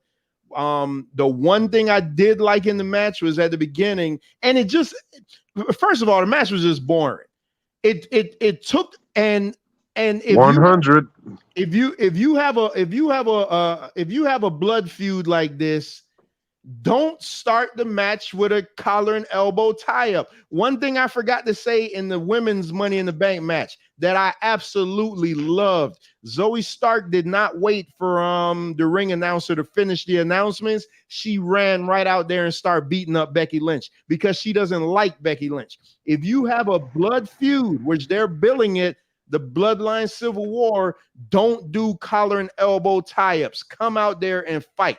There's another thing. The one thing I did, and it just seemed like it just took forever to get to everything, though. Where Solo was in the ring and Jay came in the ring, and I'm assuming Roman wanted to beat up Jay, so he was telling Solo to come over there, and Solo didn't want to do it. But we already established that Solo does whatever Roman wants him to do. So why now all of a sudden he having a what they call it? Like he having a second opinion now, to where he don't want to listen to Roman, and he took 20 minutes to get over there and let him tag him. It's like everything they did it at such a drawn out pace. If that match was 11 minutes, they could have went in there and had 11 minutes of just a get down, just a blood feud. They went in there and had 30 minutes where 22 minutes of it was a waste of time. I did love the spot where Jay and Roman, so Jay bounced off the ropes, hit Roman with a super kick. Roman bounced off, hit him with the spear. I did love that. But again, in every Bloodline match, you're going to get another ref bump. And they're getting more and more ridiculous, by the way. Roman, the stacking was awesome because that's reminiscent of WrestleMania. He stacked Edge and Daniel Bryan on top of one another. And the last thing I say about the match, the thing I did love about it was the playback, the callback. The callback. Damn, Venkat, I should have played the video. You should have reminded me. Well, after you're done playing it, and then I'll talk. The callback to how Roman Reigns beat Jay the first time. Because if you go back to when the Bloodline first started and they had that match, Roman used to win all his matches. MD, you probably will remember this. Roman used to win all his matches. If somebody had him pinned, he'd jump out with the arm that's under the guy's nuts, and he would always give him a nut shot. So they went back. So I thought it was good. Like they kind of paid that off. Like, hey, you've been following this story for 3 years. You see that's how they went to it. Roman had this ridiculous look on his face though, because I'd have been hitting my nuts a lot of times, and I never looked like that before. But it's not a good feeling, Trevor. No, he didn't. That's the thing. He didn't have a look like it wasn't a good feeling. He had this over-exaggerated look like, oh. That's why Michael Cole didn't even know what the hell had happened. Exactly. Michael Cole, who's calling the match, watching on the monitor, didn't know what happened because he's supposed to be looking at this guy's facial expression. I knew exactly what happened because I saw it from the angle. But so then what I didn't expect to happen, I didn't expect Jay to get the pin, and he pinned him clean as a sheet. That was interesting. So I guess it's going to be Roman and Jay at WrestleMania. I didn't like it. I just didn't like it. And it's starting to be a pattern. I'm not like Venk. I'm not even going to jump the gun and say what he's going to tell y'all, but that's why I say I'm going to probably agree with 90% of the stuff he says, but the rest of it, he's just going to be reaching. But I didn't like the match. All Roman Reigns matches are becoming to be too formulaic. They're too. I've been saying that the whole year, but whatever. I'm about to get. That's what I'm saying, man. This man just, man, man. It's like all his matches are the exact same. My mother-in-law was watching the whole entire event, and she got up and walked out during that match. Thank you. Like she was just like it was taking too long. It just like it legit. It was It's trash. So It's you straight got trash, somebody- Trevor. Stop beating around the damn butt. The damn thing was straight trash. It was an insult to professional wrestling and the wrestling audience. Let's just get to the butt of this. It was straight trash. They got you watching a car crash all night, and then they slow it down to a grinding halt with this match that was supposed to be a blood feud. I didn't like it. I'm done. So let me play this video first before Venkat bask in all his glory. Boy, You must be confused, farm boy. That title, that's my title. I want y'all to remember this picture. Remember this picture.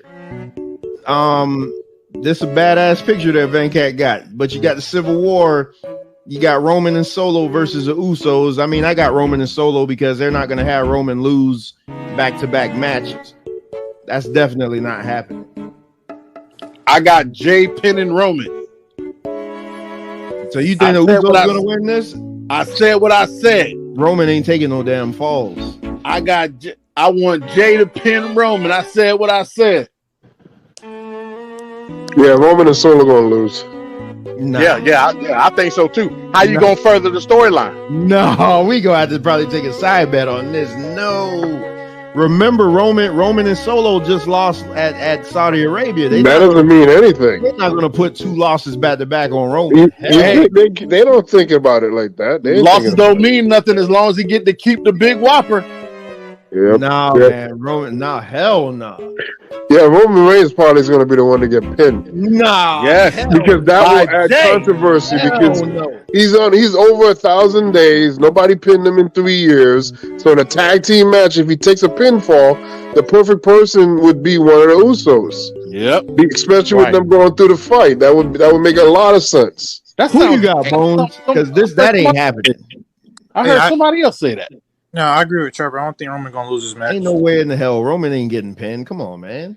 All right. The tape machines are rolling, so we'll be playing that back. Yeah, I know you're gonna do your splicing skills, but Roman is absolutely. The Usos are losing this match, and yeah, Roman ain't taking no damn pinfall. Hey, remember last week we were saying that Roman is already starting to look weak because he's been getting like super kicked the death of almost 4 weeks. Yes, he should look weak. Yeah. His strongest right now. Yeah, but right now he's in his strongest element. There ain't nobody else in modern history done what he's done, right? Even though it's being done in the weakest way possible. When the last time he had a title match? I can't remember. But anyway, he's at the strongest point. So for him to take these side losses, putting little kinks in his armor, that's the right thing to do. I don't think he's at his strongest point. I don't think he's at his strongest point. I think the crumbling of Roman's title has already started. I think this is just the next stage of it. The next stage is for him to take the L, but for him to take the L from a bloodline member so he can still talk that bloodline-ish. And the focal point right now is not Roman and his title reign. The focal point is the bloodline in totality. Exactly. Remember, why does Roman Reigns have the belt? Okay, the other thing I was thinking was there's other bloodline members outside of WWE. So wouldn't this be the perfect time with them calling it the Bloodline Civil War to have a bloodline person come in and debut? That's why I said that Roman and Solo are winning, because that's the rumblings that someone is debuting this Saturday. I mean, I got Roman and Solo because they're not going to have Roman lose back-to-back matches. That's definitely not happening. 3, 2, 1.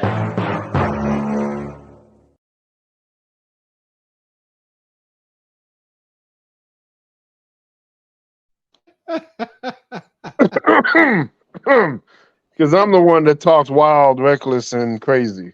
And every week, it's the same story. Oh, God. Damn. Thank God for technology. I'll be damned. I I just wanted to sink in. I'm gonna be like Roman. I'm just gonna let it sink in the crowd. I'm just gonna let it sink in for a little bit. I mean, I expected him to lose, but not Roman eating that pin the way he did. Shout out to Mike. Shout out to Mike because he called it to the T. Not only did he say that he was going to get pinned, but he was going to get pinned by Jey Uso. So shout out to Mike. Yeah, that was crazy. That was crazy. I ain't gonna front. I was not expecting that. What's going on, Mr. Straight Talk? What's that face for? Hey, we're live, pal. Oh, Trevor, man, you can't be doing this, man. You be talking reckless as hell. And then you say, I don't know what I'm talking about. Okay, so let me get into my spiel. It ain't going to be long because there ain't really much to be long about. I mean, this is straight trash, right? So we just witnessed Forbidden Door. We have 2 match of the year matches occur back to back on that one event. Plus, there's several other really good matches that occurred as well. The pay-per-view was stellar from all the reportings that many of the online YouTubers and people online in general are saying. People are very happy with it. Like I said, the only complaint was it was too late. You go to WWE, and like you pointed out, yeah, the place that you would probably find a stellar match would probably be Seth Rollins. Very good chance. But Finn Balor, like I said, I'm not a fan of that guy. I don't feel him right at this moment. I don't think he's on the right tip right now. For whatever reason, it didn't happen. It crumbled there. The first match, excellent. From what you guys said, I'm going to take your word. I didn't see it, but I will be going back to watch it. I'm sure it's excellent. But from there on, every match at best is about mediocre and safe. And then that main event, which shouldn't have been the main event, because the event is called Money in the Bank, and the match that opened should have been the final match. I feel it should have been the final match. If the name of the Royal Rumble should be the last match. I don't even care if the world title is being defended. The Royal Rumble should be your last event. Same thing with Money in the Bank. It's called Money in the Bank. That should be your last match. And we put Roman Reigns and the Bloodline once again in a not deserved position because it's not the first flop for Roman Reigns or the Usos. They had the most boring match. That match they had a pay-per-view or 2 ago, where was that 3-man? They had Riddle with them. That was trash too. Let's not get amnesia. Roman Reigns do his same safe, typical. Again, watch those matches. The Castle from last year, where he's going up against McIntyre. The many matches he's had with KO. The match with Logan Paul. It's all the same spots, all the same things. Everybody has kicked out, and Roman Reigns is like, oh my God, what happened? What happened? This guy even, and we heard it, you could read his lips, and you can hear him say, I don't know what to do. What great legendary world champion after a near fall is going to look hopeless and then utter the words, I don't know what to do, but we're the greatest of all time. I keep going. This mother lover got on the last match. People paid money down to see top-notch billing performance in that ring. Him and the Usos talking with each other, talking against each other, talking to the crowd, stopping, looking, breathing, staring each other down. That's what that match consisted of. And that's been the thing. The Bloodline is not box office. The Bloodline is not all that. The Bloodline, if you take away Sami Zayn and that Sami Zayn era, the Bloodline ain't got nothing. Wow. And it's been that way. The highest interest that the Bloodline has gotten was when Sami Zayn was attached. And anybody dispute that?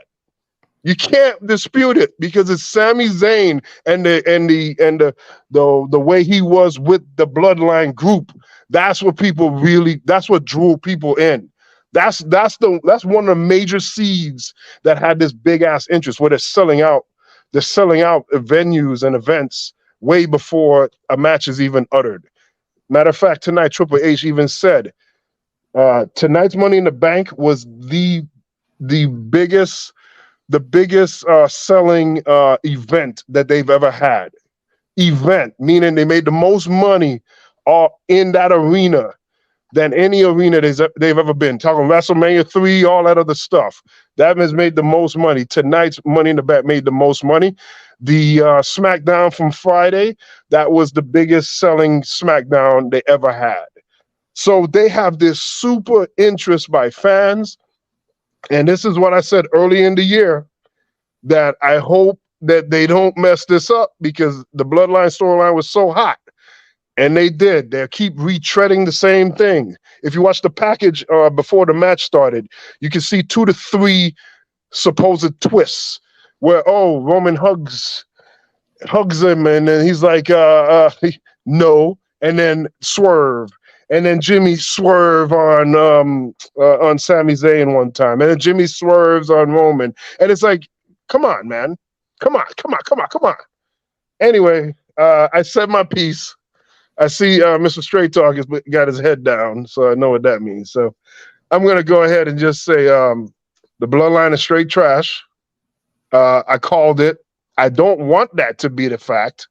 On the contrary, I would rather see it thrive and be good, but they're not making the great decisions. And the guys that are being put in main event status are not producing. And on the other end, even though AEW has their issues, again, the last 2 matches of that pay-per-view is going to be match of the year consideration at the end of the year. We can't even just get out a good match. That's my piece. So you notice how I didn't say one thing when he was talking? Because I wasn't saying anything that ain't right. You interrupted me again. I'm just saying. Tell me when I say a lie. Tell me when I say a lie. I'll address your numbers, because I don't again. I knew Triple H said it tonight. He said it. I knew I wasn't going to disagree with a lot of what you said, but when you're talking about you're talking about, so you killed yourself in the same sentence. Nope. You said that Sami Zayn was the height of the Bloodline, and that's why they were selling out events before a match was even. No, I'm not saying. I'm saying the interest, the fan interest. But then in the same vein, you turned around and said, "Oh, they're still doing that. Sami Zayn isn't in the main event anymore." But whatever. Let's not let the facts get in the way of a good story. But as far as the Bloodline being trash, is all subjective. I don't think it is. I'm pretty sure MD doesn't think it is. Because everything that y'all said was going to happen Wednesday actually happened. So how could it now be trash? Oh, MD dropped off. I know he said his phone was dying. How could it be trash when they're actually doing what smart fans are saying they should have done? But hold on. Let's pivot again. Oh, okay, he's back. But let's pivot again. So with that. And you keep harping on on the money. See, I wish you wouldn't bring the money in it, because when you bring the money in it, then it kills your argument, because there's a new report going around, and you can pull it up on any site, Fightful, PW Insider, anywhere, that their live events now are selling out at ridiculous amounts of numbers. So let's just say you don't like what they're doing. Don't bring the money in it, because when you bring the money in it, it makes your argument look foolish, because no, it doesn't. All I see is full arenas. No, okay, so that's a delusional talk, right? It is because it's not. Okay, again, I express what is the triggering thing getting all these attention and eyeballs on the product. It was that Bloodline storyline with Sami Zayn. That happened.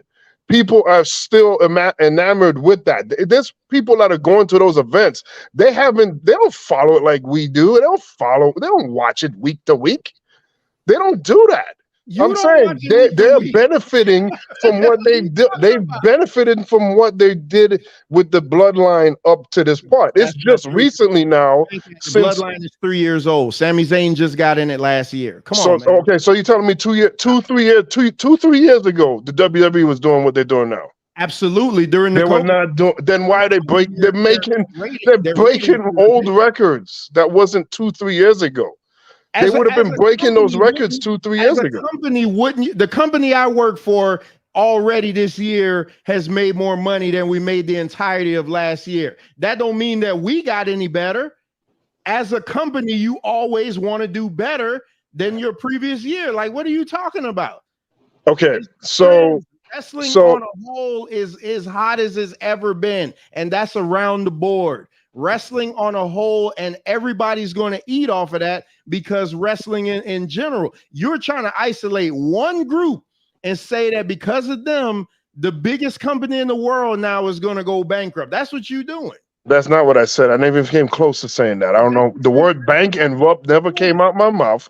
I never alluded to that. I'm telling you that, one, the bloodline with Sami Zayn during that time period, that whole year, it captivated the audience. It then generated sales leading all these months back. It takes time for a locomotive to slow down. It doesn't abruptly stop. Oh, they're trash. All the ticket sales drop. You earn your losses over time. So they did the good the last year and a half. It's gonna catch up with them as we're pointing out bad things. And this is why we should point out these things, to hopefully get it to a point where it doesn't get so bad that it completely drops off. WCW in 96, 97, 98, they were doing great. They were doing great year after year after year. In 99, it came to a screeching halt. Over time, as stuff kept going down, it kept getting worse. That's what I'm saying. With this situation, you're trying to equivalate weird things. Like, what I'm saying isn't right. Like, if they are doing the audience by keeping them captivated and wanting them to go to the shows, what is the event? What's the major event that happened in WWE? It was the freaking Bloodline story. It wasn't anything else that really did it. It wasn't because it's WWE, because fan interest was low. Fan interest was low in 2010, 2015. It's ups and downs, peaks and valleys. That's how it is. You're trying to make it sound like as if in 2020, which had a pandemic, by the way. I don't know how they're doing record numbers in 2020. Everything fell off back then. But even if you look back to 2019 and 2018, it's not better than right now. They came back in a big way, in part due to the pandemic being ended, and now people want to go out and see events and whatnot. But the Sami Zayn with the Bloodline story, that's your gas on fire. That's what pushed this, and people still have fond memories of it, and it hasn't sunk in yet. It's going to take a while, and then if they consistently do pay-per-views like this and storylines and angles like what the Bloodline is doing, and performances in the ring like the Bloodline is doing, because it's not like a one-off. Like, I'm not getting on them because they just messed up tonight and tonight only, but it's a thing that's been repeating over and over, and it's not going to get any better. And you have a guy holding the title that's claiming to be the best, and he hasn't defended the title. So those are missed opportunities as well. So I'm just stating what is. Do you say that same thing though? Because MJF hasn't defended his belt either. MJF just defended his title on the 30th. Well, Roman Reigns has defended his title more this year than yes, MJF. He has, which is crazy to MJF. But a part of that is because in general, AEW does not do the amount of shows that WWE does. It's always something like you. It's always going to be something. That's why this is so frustrating, because just like I told Mike on Wednesday, you guys want to see everybody fail with WWE out of business. How do you get to that? Succeed. Okay, so I just explained that WCW is out of business. I just cannot explained take how the I fact just that WCW is out of business, and anytime you get a chance, oh man, WCW messed up like this, so yeah, WWF has to do the same thing. No. I just explained how much I want to see them doing good because I want to see good wrestling. Why would I root against that?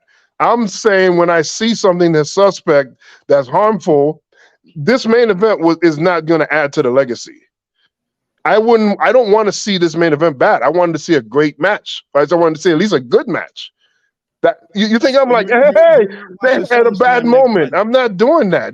But you need your narrative to be that way. So you keep, even though I say it out of my mouth. SummerSlam next month. I'm sorry? You're not watching SummerSlam next month, correct? Why am I not watching SummerSlam? Because this main event just killed everything. Oh my God. You go over some extreme bridges. I don't understand the thought process. I'm going by your logic because by your logic, the bloodline has not been good since Sami Zayn wasn't in it. So Sami Zayn has been out of the bloodline since what? February. So we're in July now. So for the past 5 months, by your logic, you not be watching them anymore because it's stupid. So hold on, because Venkat's saying forget all the other 150, 200 wrestlers that they have on their roster. Don't come for them. Don't come to look at them. You're going to pin the whole company on one bad match. Like, that's your logic. Oh my God. Okay, so again, we got to have a moment of clarity here. It's not one bad match. It's not one bad match. And it's not one bad angle. And you cannot compare what the Bloodline is doing right now. You rewind back a year ago at this time. Do you rather see what they were at last year or right now? I didn't enjoy this match. No. Forget the match. The match was straight trash, but this is one of many matches that have been straight trash. I'm talking about what they're doing with the Bloodline right now.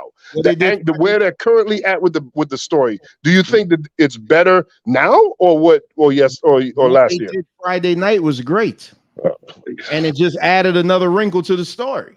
I think you don't have a real argument that's winning. So I think you force.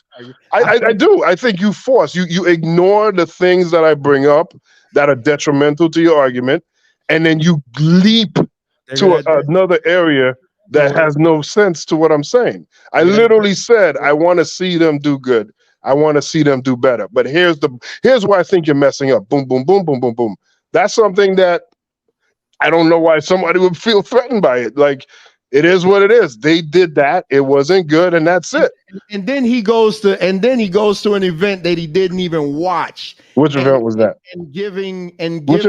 Which event? The Forbidden Door, and giving what internet people said about it, like that. Okay, so if I go, okay, Trevor, if I save wrestling now.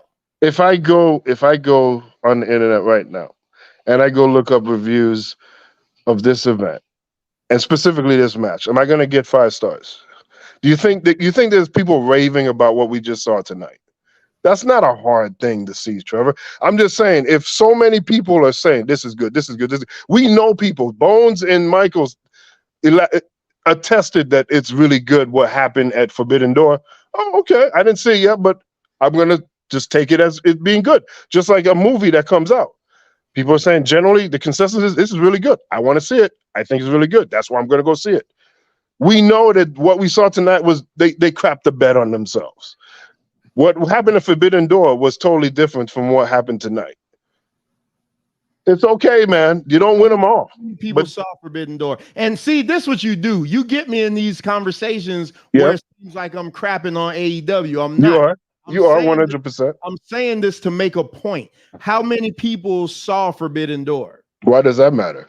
It does matter. It's like the conversation of Blue trying to pin all black men as being bad when by using the smallest sample set in the world. Like, you're using such a minute sample set. That a match that happened on TV was really good, and then they had another really good match after that match in the same event. Like, it doesn't matter how many people bought it. It doesn't matter how many people in the audience. The match was recorded. It was presented to the consumer and the general public. You're able to watch it, evaluate it, and then rate it in your mind as far as what is this? Is it good? Is it bad? So 2 companies had events. One company crapped themselves. The other company, for the most part, people are saying had a stellar outing. They won that one. Good. Keep it moving. You're making all the money. You just have a crappy product, but you're able to sell crap and get a lot of money. I'm saying, how far can you go with that until it starts affecting you? And then you go back in time to those times like 95, like 2010, where you were struggling and you had these bad outcomes. That's what I'm saying.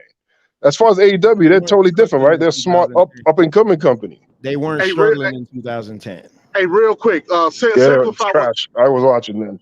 Simplify what you're saying, Van Cal. Are you saying that you're basically saying the Bloodline feud should be over by now? It should. They should disband that and move on to something else. There's no reason for, unless you introduce new members that we know are out there, people that could be new members, and really, evolve it. But the way it is right now, where I'm going to swerve you, and I'm going to, where are you going with this? It has to be something better, because it's clear that this was not a grand plan they had a year or 2 years ago or 3 years ago. They're doing this at the seat of their pants. And what I'm saying is, because Sammy is not there no more, that was when they had more creative flowing of juices going. Things were a lot more exciting, funny, and fun. It's not funny and fun right now. And now it's coming in the ring. Forget story. Now the ring isn't good too. So now you have bad story, bad ring. You have great sales and whatnot, but you're getting those sales from the perception of the past when Sami Zayn was there. And that's your hot spot. And to ignore that it's bad enough. You didn't give him the title when he did that. Sammy haven't been in there for 5 months. How are you going to prove that? Yeah, and to Trevor's point, that's real subjective. It's not. Listen, but I like the Bloodline storyline. Yeah. MD. He represents everybody. No. Right now, what they're doing compared to a year ago, what is better? I like the evolution of the story in itself. I like it all. That's what I'm saying, man. Are you okay?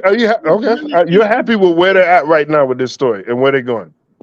I'm enjoying the story so far. Okay, bro. Venkat swears he represents the entirety of the thing. That's the part that bothers me. And for anybody that open up their big ass mouth and say that I'm biased, you ridiculous. Because I would never let anybody come on my damn channel and spew this type of bull crap, for these long droves of time. So, and also I can't compare a pay-per-view that's embroidered in particular angles with a pay-per-view that had meaningless matches. Though they was good, they were meaningless. It was forbidden door at the end of the day. You ain't gonna see it until next year. Right. But I'm comparing match by match, not storyline. I'm saying they're frigging up with the storyline and they're frigging up with the matches. I mean, you guys have admitted yourself. I don't know, out of the whole night, would you think that Bloodline, which is the main event, we think that was a great representation for the event itself? Was it the best match of the night? Was it the second best match of the night? Was it the third best? Match of the night was the title match. What was the second best match of the night? Was it the third best match of the night? The match was the best match. I'm just saying, I don't think it's even the fourth best match. There were 7 matches. That's what I'm saying. You have a responsibility if you're the big dog. You're doing a lot of boasting. You're the best of all time. You're this, you're that, you're that. You should carry the company a certain way. We don't like Hulk Hogan doesn't have the best skills, but he ran with his ball right. He did his thing. Right? So I don't know. I just don't think it's good. I don't think the story is good. I think the story has fell off way too much. And I think if there was like a cut showing like what's happened the last 5 months, and you see the repeating of circumstances, the swerve. If you see that in real time, back to back. You guys aren't thinking about that. Like, I don't know. I just think it's lame. It's really lame. And they're reaching. They're doing a lot of reaching. That's just me. So again, you don't look at any numbers, because when you bring in money into the pictures, that's where you messed up. You're saying Sami Zayn is what was driving business, and Sami Zayn hasn't been in the bloodline for 5 months. I just want to make that clear. So now you're calling all wrestling fans dumb, that because you think that the bloodline sucks, that they should have stopped watching 5 months ago because Sami Zayn is no longer in there. That's your logic, Venkat. What I'm saying is that he brought the attention that's still there, but it will wane at a certain time. It's not. They love the bloodline, though. That's the thing. If just because you don't like it, you don't represent everybody. I don't represent everybody. I'm just saying, tape machines are rolling. Tape machines are rolling. We're gonna revisit this. This conversation will be revisited, and we'll be showing. And it's funny, like when time passes, and you have the things of the past and you match it up to the current, it don't really walk out well. But I'm just saying, I see certain things that's cause for pause. We got people that want to cover their eyes and act like it's all good. If a title looks funny, then it's a problem. But this bloodline thing, we're protecting the hell out of bloodline. When they frig up, you should call them to task, just like AEW. You should call them out to task whenever they frig up, and they frig up. The match was terrible. Like, what more do you want me to say? I'm just saying. It's not the first bad match. It's not the first bad match. But me and you look at matches totally different. Okay. If once a person say they like the Young Bucks, then you and me don't. See, again, there you go again. They're classic Trevor. Classic Trevor. I never uttered the words, I like the Young Bucks. I never uttered those words. Okay. Michael sent me a video that I finally watched that he thought was going to be so great, and it was just going to make me just be like, oh my goodness. He showed me the whole highlight, 11.5-minute highlight reel of the Young Bucks, the whole thing that they had. What were they called? What they called? MD Danielson's group with Cesaro. Blackpool Combat Club. Blackpool Combat Club against the Elite. And he sent me this video, and I sat there and I watched it, because that's what I say. If you send me something, I'll eventually get to it. And I watched it. And I'm like, man, that shit was stupid. Like that, like all the spots and just spots for spots. But again, my whole thing is this. None of us on this panel represent the whole viewing audience. And WWE doesn't cater to fans like us.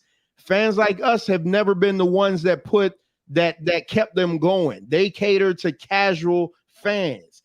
And then and you guys, that's the problem. Not you guys, because MD is a sensible one. And it ain't because, and he's not even agreeing with me. He's just saying, hey, he still likes the bloodline story. I asked the question last week for a reason. And Mike, I can't even remember. I'll go back and listen to what his thing was. You guys want to see the other company succeed so much with WWE failing. Like that's the bottom. That's what it automatically comes down to. It's never like with me, with WCW, I was sad the day WCW went out of business, because I love WCW. I want to see all wrestling succeed. Even I'm starting to get into indie wrestling. I want to see all wrestling succeed. I come on, and whenever WWE does something stupid, like I just said earlier in the show, I haven't watched the daily product. I haven't watched the weekly product consistently because it has not been good, but nobody heard me say that part. I didn't even say it hasn't been good. I said it's been terrible, but nobody heard me say that. So it's like, oh, he can't never call them out. You damn right I could call them out. I said at the beginning of this show, boy, the main event, if the main event was 30 minutes long, I didn't like the first 22 minutes of it. Like, I don't get it. I'm whatever though, but see, now you got Michael running his mouth. Yeah, well, whatever. The bottom line is this. I didn't like the show. I didn't like the show in its totality. I'm gonna drop my score to like a 6. Outside of the men's Money in the Bank, which I thought was phenomenal.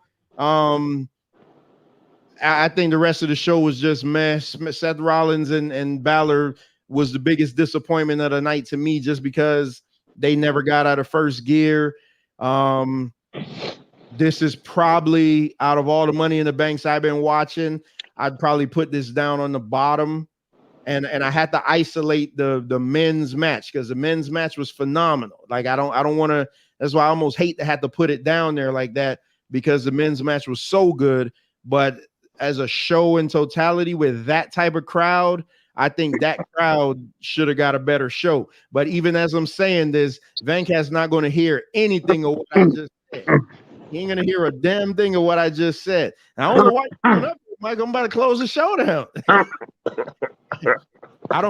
He's not going to hear anything that I just said. I thought I give this show a 6. I originally went in and gave it a 7, but I changed my score. I give it a 6. All right. I'm not here to bury Caesar.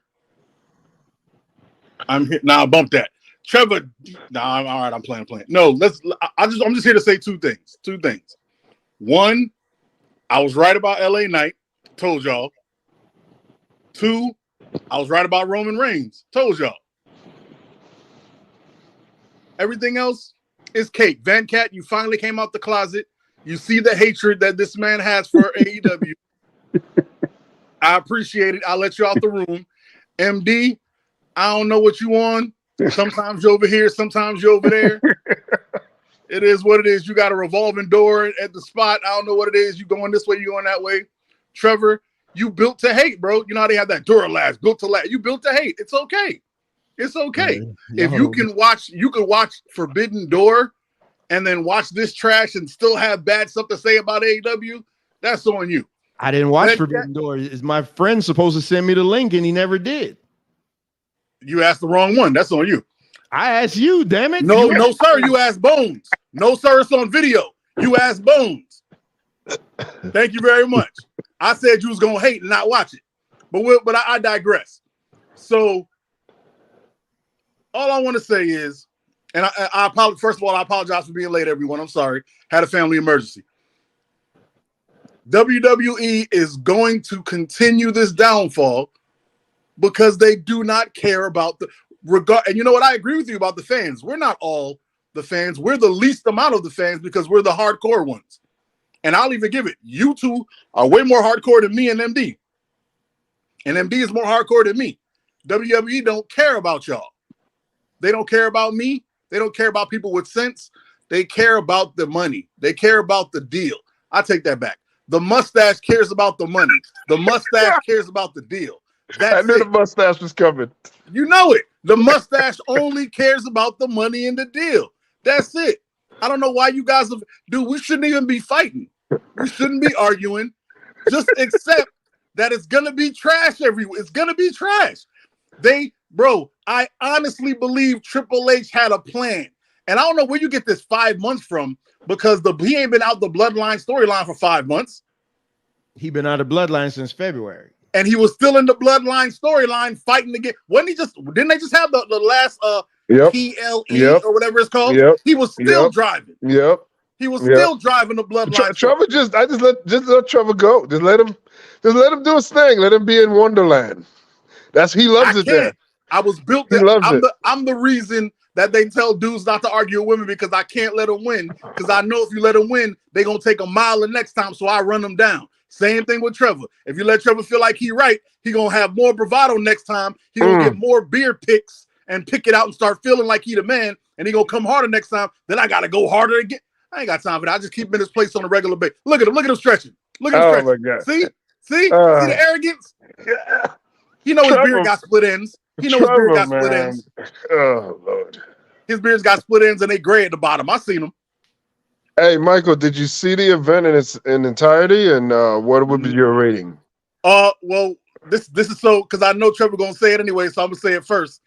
The hookup I had, I did not give the person the monetary requirements that they needed because of the situation I had today, and they kind of put the scissors to the link. So I did not. All I got to see was the highlights, but I did see that thing was trash until my proclamation came true that Jay was going to pin his bump. I believe and everybody remember I said that, right? I played it early in the show. Watch the show Thank again. you. I played it. And you got the one at 1 hour and 41 seconds where I said LA Knight was not going to win, right? I just focused on the last event. I didn't have time for the other stuff. It's all right. I'll go back and listen to it because you know it's going to make me feel good. I'm going to record it and make it my ringtone. But I just wanted to be known your boy got 2 of them right, and the rest of them was garbage, hot garbage. But, hey, respect to Priest. If it wasn't going to be Priest could have won next year, bro. Priest could have had a run without it. Trevor was right about something last time, and that was LA Knight's not built for a long run. He's built for a fire run right now. They should have gave it to him. If they'd have gave it to him, I think he could have eclipsed the Bloodline story if they would have just gave him stuff to work with. But knowing them, they probably gonna bring the Fiend back and put him back in the Fiend rivalry just to screw up the Money in the Bank, because that's what the mustache does. I'm done. MD? Hey, real quick, let me ask you a question, Trevor. Okay, so we got SummerSlam coming up. SummerSlam part of the Big Four. Do you honestly see Roman defending the title against one of the Usos at SummerSlam? Either Jay or Solo. When is SummerSlam? August, right? August 2nd or something like that. Yeah, either it's probably going to be Jay, but slim pickings Solo. Solo and Roman? Yeah, because I didn't like the look at the end that Solo gave him. And throughout the match, Solo was just looking at him like, you remember when he stacked them and then they kicked and the Usos kicked out, then Roman went in the corner and then started doing like, I can't believe it. And Solo was like, man, get your ass up. Like, what the hell you doing? Exactly. And then like Solo, the way Solo was looking at him, I'm like, yeah, he about to spike him any moment. Yeah, I'm like, Solo gonna spike him on SmackDown. I wouldn't be surprised if he don't spike him on SmackDown. Solo be done spiked his mom. He don't care about nothing. Well, again, we're talking about one of the Big Four, SummerSlam. You don't think Roman and Jay would be big enough? Not if you're still believing that Vince got the whole of the booking. No. Yeah, that sounds like a Raw main event. Well, I mean, the guy who should be champion right now don't got no way over there. So who else would it be? Ooh, Trevor knows how to put me back on his side. You bastard. Like who else would it be? The guy who's supposed to be champion, and we could have had all this settled. Well. All this could have been settled right now. Like for real. But I think it's gonna be Jay. I think it's gonna be Jay. So is that the main event of SummerSlam? Nah. Yeah. It's gonna have to be Jey Uso versus Roman Reigns. I'm telling you, they got nothing. They don't have anything going. I don't like the way MD said Jey Uso's name. What's the bass in your voice? No. Hey, I'm not trying to diminish Jay. That ain't what I'm doing. But what I am saying, this is SummerSlam. But Jay done already not another pay-per-view. This SummerSlam. Jay already main evented with him twice, so I can see them running it again. MD said it's not. This is practice. It's not a game. Not a game. He might as well give Edge one last shot then before he goes out. He might as well. That would be more intriguing. I'm surprised Edge hasn't. He'll be back Friday, so who knows? Yeah, they might as well just give him one shot before he leaves. I think Vince gonna try to get a bigger name. That's just me. They just don't have anything left. That's the problem. Bro, you know dang well Vince is gonna try to get somebody bigger. He do not want Cody to get that title.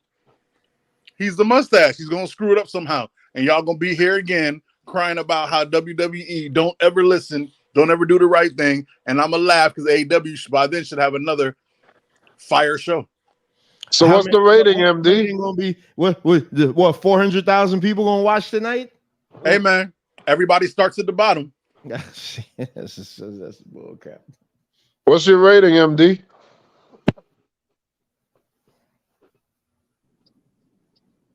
Am I breaking up? No, we can hear. Okay, yeah, I'm gonna stick with my 7, man. It was a good show for what it was. I'm gonna stick with the 7. For what it was.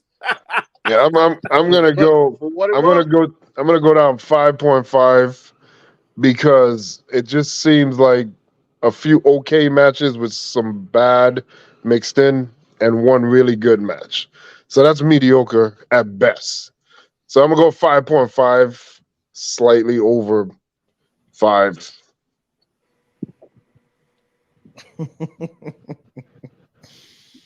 Oh boy, I don't know Trevor, why. you give it 6? Yeah, I gave it a 6. I'll give it a 4 just to balance it out. Just to see the pissed off look in your face.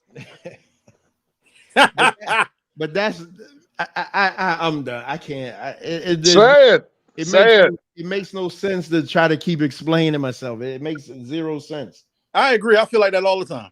It makes 0 sense because it's like no matter how you stress something and you say it's like, oh man, I ain't hear nothing he just said. Let me latch on to this one thing. So that's how I feel every Man Talk Monday.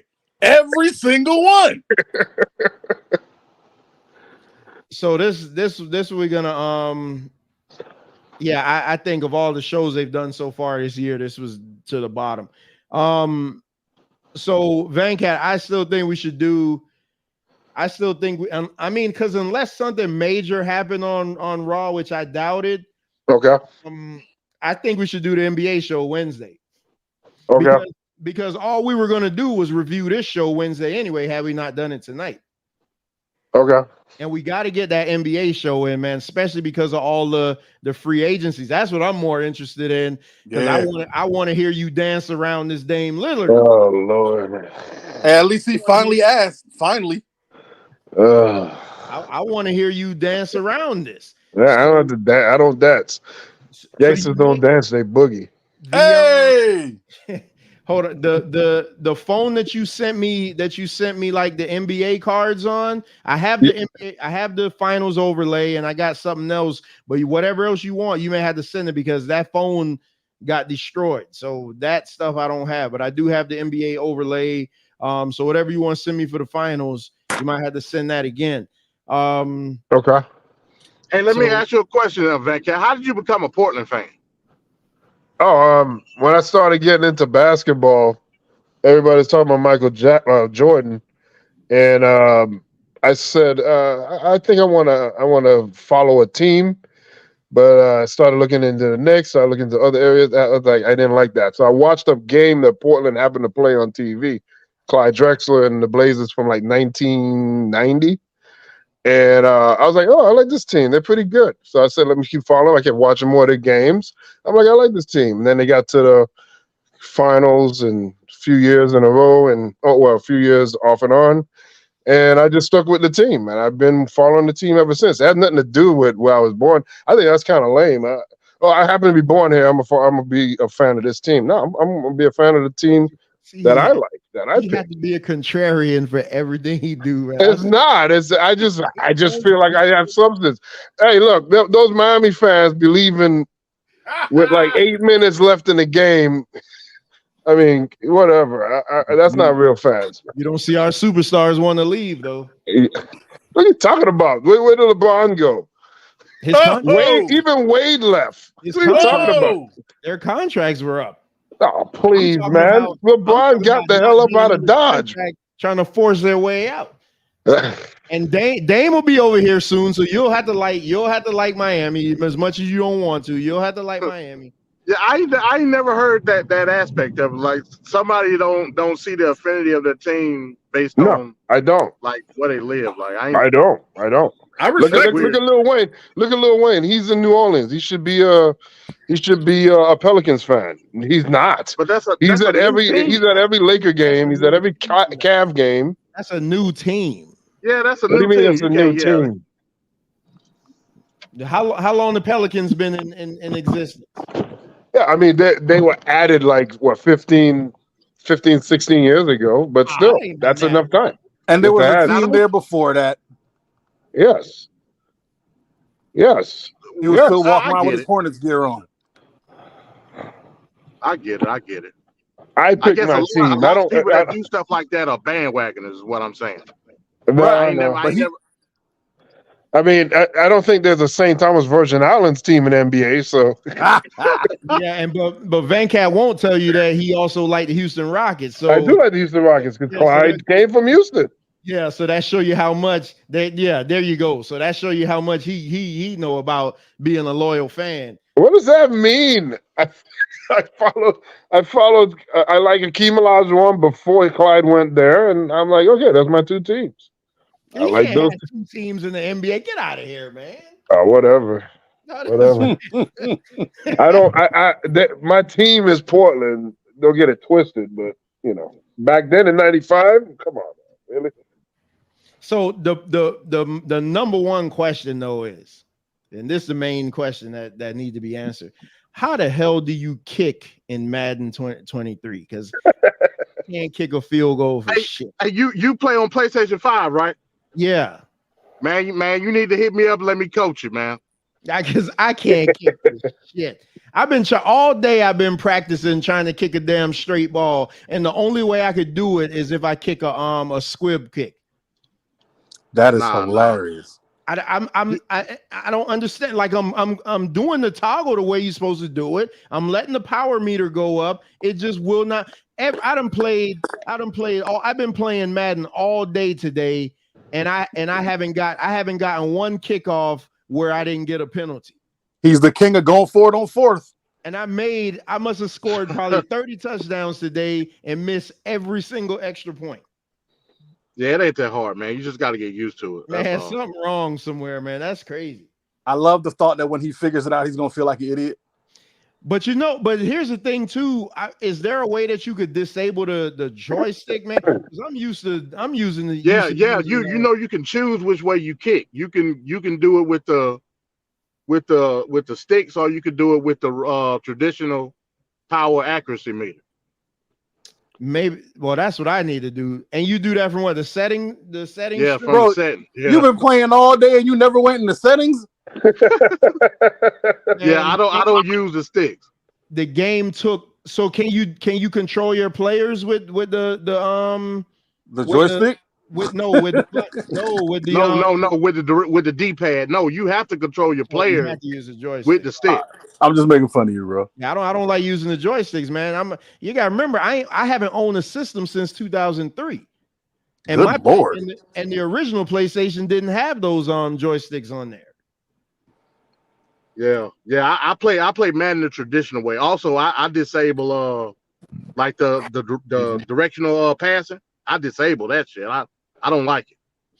Okay, so here's another thing then. So how do you how the hell you start a season? I can't start on the franchise. Oh my God. So you have to do it out of franchise mode. You old as hell. You so old. You go into franchise mode because you got like ultra. I think it's like an ultra mode or something like that. Did you just say ultra? You got franchise. You got what's the other name of the joint? Mutt. Soup like the. Yeah, you got Mutt. Yeah, I don't mess with Mutt.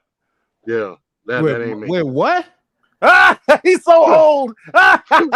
He don't know what Mutt is. Oh, this is hilarious. Your Madden Ultimate Team. You know the thing that comes. Yeah. I don't do Ultimate Team. You got Ultimate Team franchise. You ever heard of Wi-Fi, Trevor? I heard of kicking your ass off the stream. And I'll be in the comments talking most shit.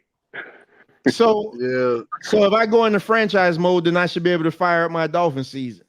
Yeah. And what are you talking about the directional passing? So wow. When you first Mike, played I the game, just got the goddamn game playing this Why are you being so sensitive? You remember the first time you put in the disc, right? And they did a tutorial when they talked about the passing. He skipped it. Dude, I skipped that shit, man. So it's like three ways you can pass. You got like directional pass, you got traditional pass, and it's like it's another way. I just use I play classic Madden. That's what I want. But you have to set it up that way. You know what I mean? All right, well, I'm gonna go in there and change because man, just go in the settings and play with it, man.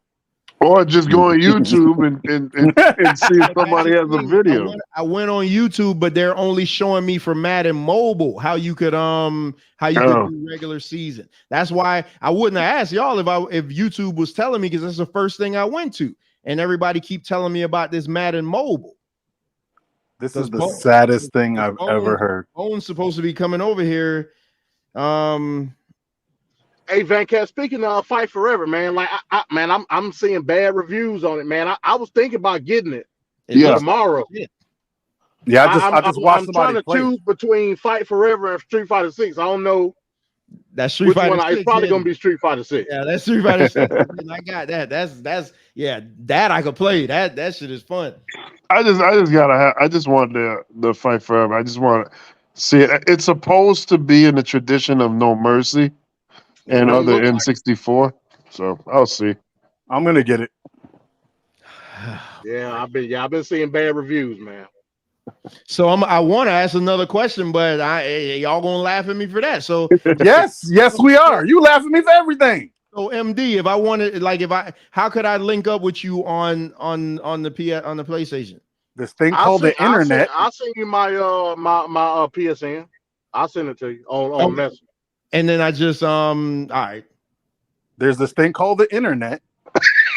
Because I'm off, and I'm ignoring him because I'm off next week. I'm off next week. So Van Cat, I'm off next week. So Wednesday, if you want to do the show earlier, we damn sure could. Oh, okay, that's cool. Yeah, that'll be good.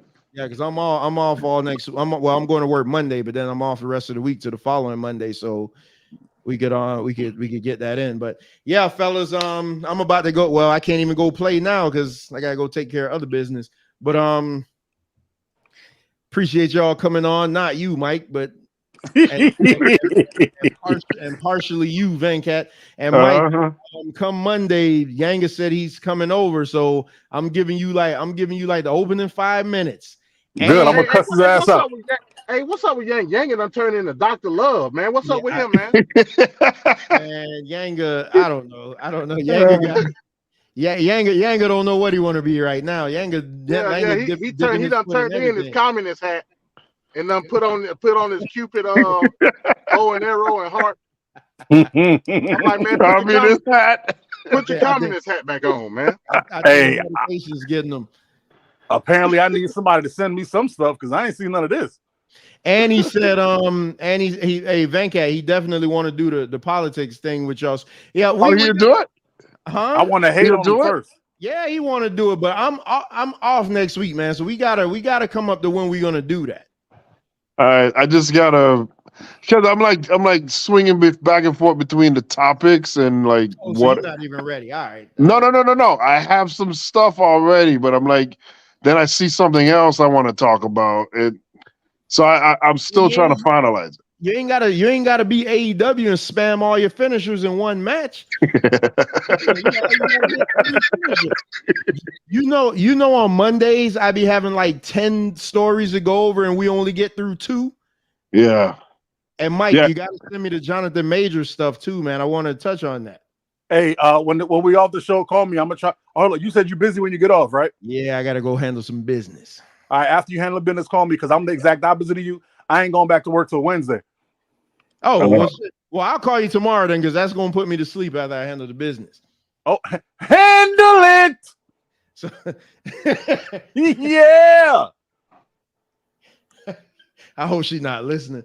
Hey, you ain't say nothing untoward, sir. Handle your business. Yeah, I love the thought of my dogs. You know what I'm saying? But I'm off next week though, man. So we could damn sure take care of that. But MD, yeah, send me that info, man, because I love football games and the Street Fighter. That's all I play. I don't really play all that Call of Duty and all that other stuff. Nah, I should give it a try. I got you. I play weird games. You should try. I'm telling you, the weird games I play they dope as hell. But hit me up tomorrow. I got something. I wanna put you onto something. I tried to put Ventcat on it, but apparently Ventcat and televisions don't work. I bought a new TV today. Oh, you want to try it again? I didn't set it up like that, but I'm so done with you, Ventcat. I'm done with you. No, I'm gonna let you know when I'm ready. Yeah, I want to watch that Forbidden Door. Like, that's what I'm talking about. I want to watch it. Like, that's the thing. I'm trying to put you on. Yeah. Like, man, it ain't that I don't want to watch it, because hell, if I love independent wrestling, I should be able to like AEW. So I mean, agree. Now imagine if you would have seen Forbidden Door and then you watched if what I we would saw. have saw Forbidden Door, it would have probably changed my whole thing. But again, I said that the show wasn't good outside of the men's ladder match, and I give the women's ladder match some type of credit. Yeah, I agree with that too. I agree with that. So I can't give it a high score off of two matches. I like the handcuff finish. That was dope. Yeah, that's what really elevated it for me. But the match, not when it was in the mouth. Yeah, well, the match that I thought was going to be the best just ended up being a wet fart. Like, Balor and Rollins was not good. I called it. But anyway, you trying to make me argue again? So I ain't. Of course. Yeah, because that's what you do. You don't. No, I don't. You don't find solutions. Just so everybody know. I'm nothing but solutions, man. I've been level-headed this entire show. No, you have not. You've been closed-minded and judgmental. You do like everybody else. You make videos about me. Yo, I wish I need to learn to make videos about him. I didn't even think about that. You make videos about me. You do all this crazy stuff. All right, fellas. Appreciate y'all coming on. Hey, MD and Michael. Once I figure out where direction I want to go, I'm gonna text you guys the subjects and whatnot. So all right, let me know, because the first is coming and we might not make it. All these crazies out here trying to get open all carry. the new laws that DeSantis putting in on the first.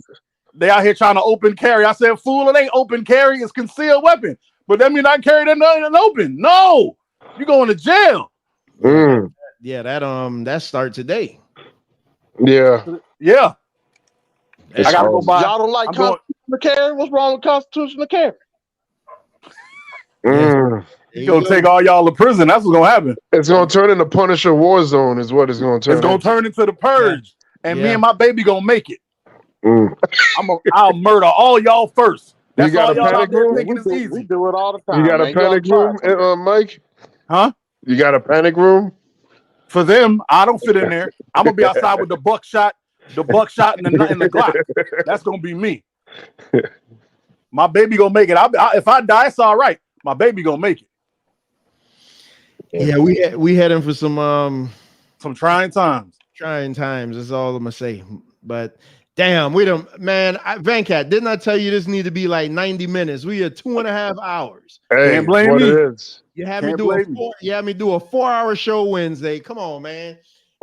Well, that's because we weren't on topic. At least this show we were on topic. What I did want to mention to y'all while y'all up here, Michael too. But the only way I want to have this conversation, and definitely not tonight, is if y'all could be logical about it and put your bias away. It means if you don't agree with him, that's what it means. No. I was about to say, are you looking in the mirror? Put your bias away and look at it from all points. I was just watching, I don't know how the hell it popped up on my YouTube timeline, but I was watching the Junkyard Dog Dark Side of the Ring. Oh, Junkyard. He should have been a superstar. I was just watching that. He was a superstar. But what I want to talk about is not his wrestling career. I want to talk about what happened to him after the wrestling career. But because a lot of people are saying, granted, now he was only in the WWE from 84 to 87. 84 to 87. He was everywhere else. And, he ended his career and then he ended up losing his life. I want to know, I had that worded perfect Friday when how much can Venkat be objective to say who does that blame fall on that his life ended the way it did? Not the car accident, because the car accident happens, not the car accident. But I mean, the way his life went everywhere else. They said in that video that he was making $10,000 a week. At one point, he was like one of the highest paid wrestlers ever. He was not on Hogan's level, but he was damn sure close. And the fact that he ended up with no money and had to work at Walmart, and we've seen tons of examples. Shane Douglas that happened to. You look at most of the wrestlers from ECW that happened to. Who does that blame fall on? Like, who does that blame fall on? Their promotions or the wrestlers? That's what I want to talk about. But I need y'all to be logical about this and not blame. You should look at the NBA then. Not look and some of the things the NBA does. Well, and hip hop. Why can't WWE do what some of the things the NBA does? You see what I'm saying? I'm just asking. They're this big company. Not look at if a guy worked for a company for 1 year, does that guy's life being bad fall on that company? That's what I want to know. Or do you put the blame on him? Trevor, yeah, you got stuff to do, sir. Yeah, if y'all can't have a conversation logical though, I am not even gonna have it though, because you can't everything just be like, oh, it's Vince McMahon's fault. I worked for Vince McMahon for 20 days, it's his fault. So the next episode, we should review the Dark Side of the Ring JYD.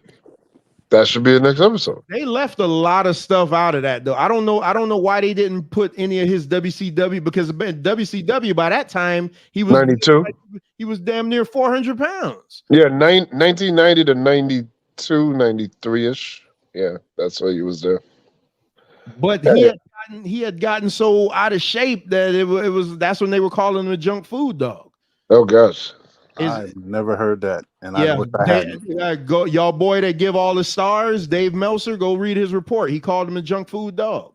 Man, Dave Meltzer be saying some insensitive things to black wrestlers, man. Yeah, but y'all love his star system, though. But anyway, until next time, I appreciate y'all. I'm not giving them a chance to spark back up. Peace, MD. All right, y'all holler. And just remember, Vince McMahon has been doing horrible things to black people. Holla. Yeah, jab back, nigga. Oh, boy. All right, Straight Talk Society, man. I appreciate y'all coming through for Wrestling with Reality, man. We reviewed the Money in the Bank show. I thought it sucked. Not even gonna lie. You guys have to understand, though, me and Van Cat, because it always comes up, is how come y'all argue so much? I would say it's shtick. I don't know. It's how we are. You know, we passionate about what we believe, and a lot of times we don't listen to each other. So that's what leads to those arguments. But and it's that way with me and Mike too. So a lot of times we agree on the same thing. I always tell the story. Me and Mike argued back and forth on Messenger for about an hour, only to realize that we both were saying the same thing. So it's like, this is how it is. You just argue with one another, and is what it is. But I appreciate you guys for coming through, man. At one point we had like 25 people watching. Man, that's awesome. So, and that's like hell for a wrestling show. That's a lot over here. So I appreciate everybody watching over on the Straight Talk Society on Facebook. I'm off all next week, so we're going to be doing a lot more shows. Monday we got Man Talk Monday. Tuesday, we're going to do a special show with Jansen Williams. He'll be back. Y'all go check out the thumbnail, set the notification. I already put it out there.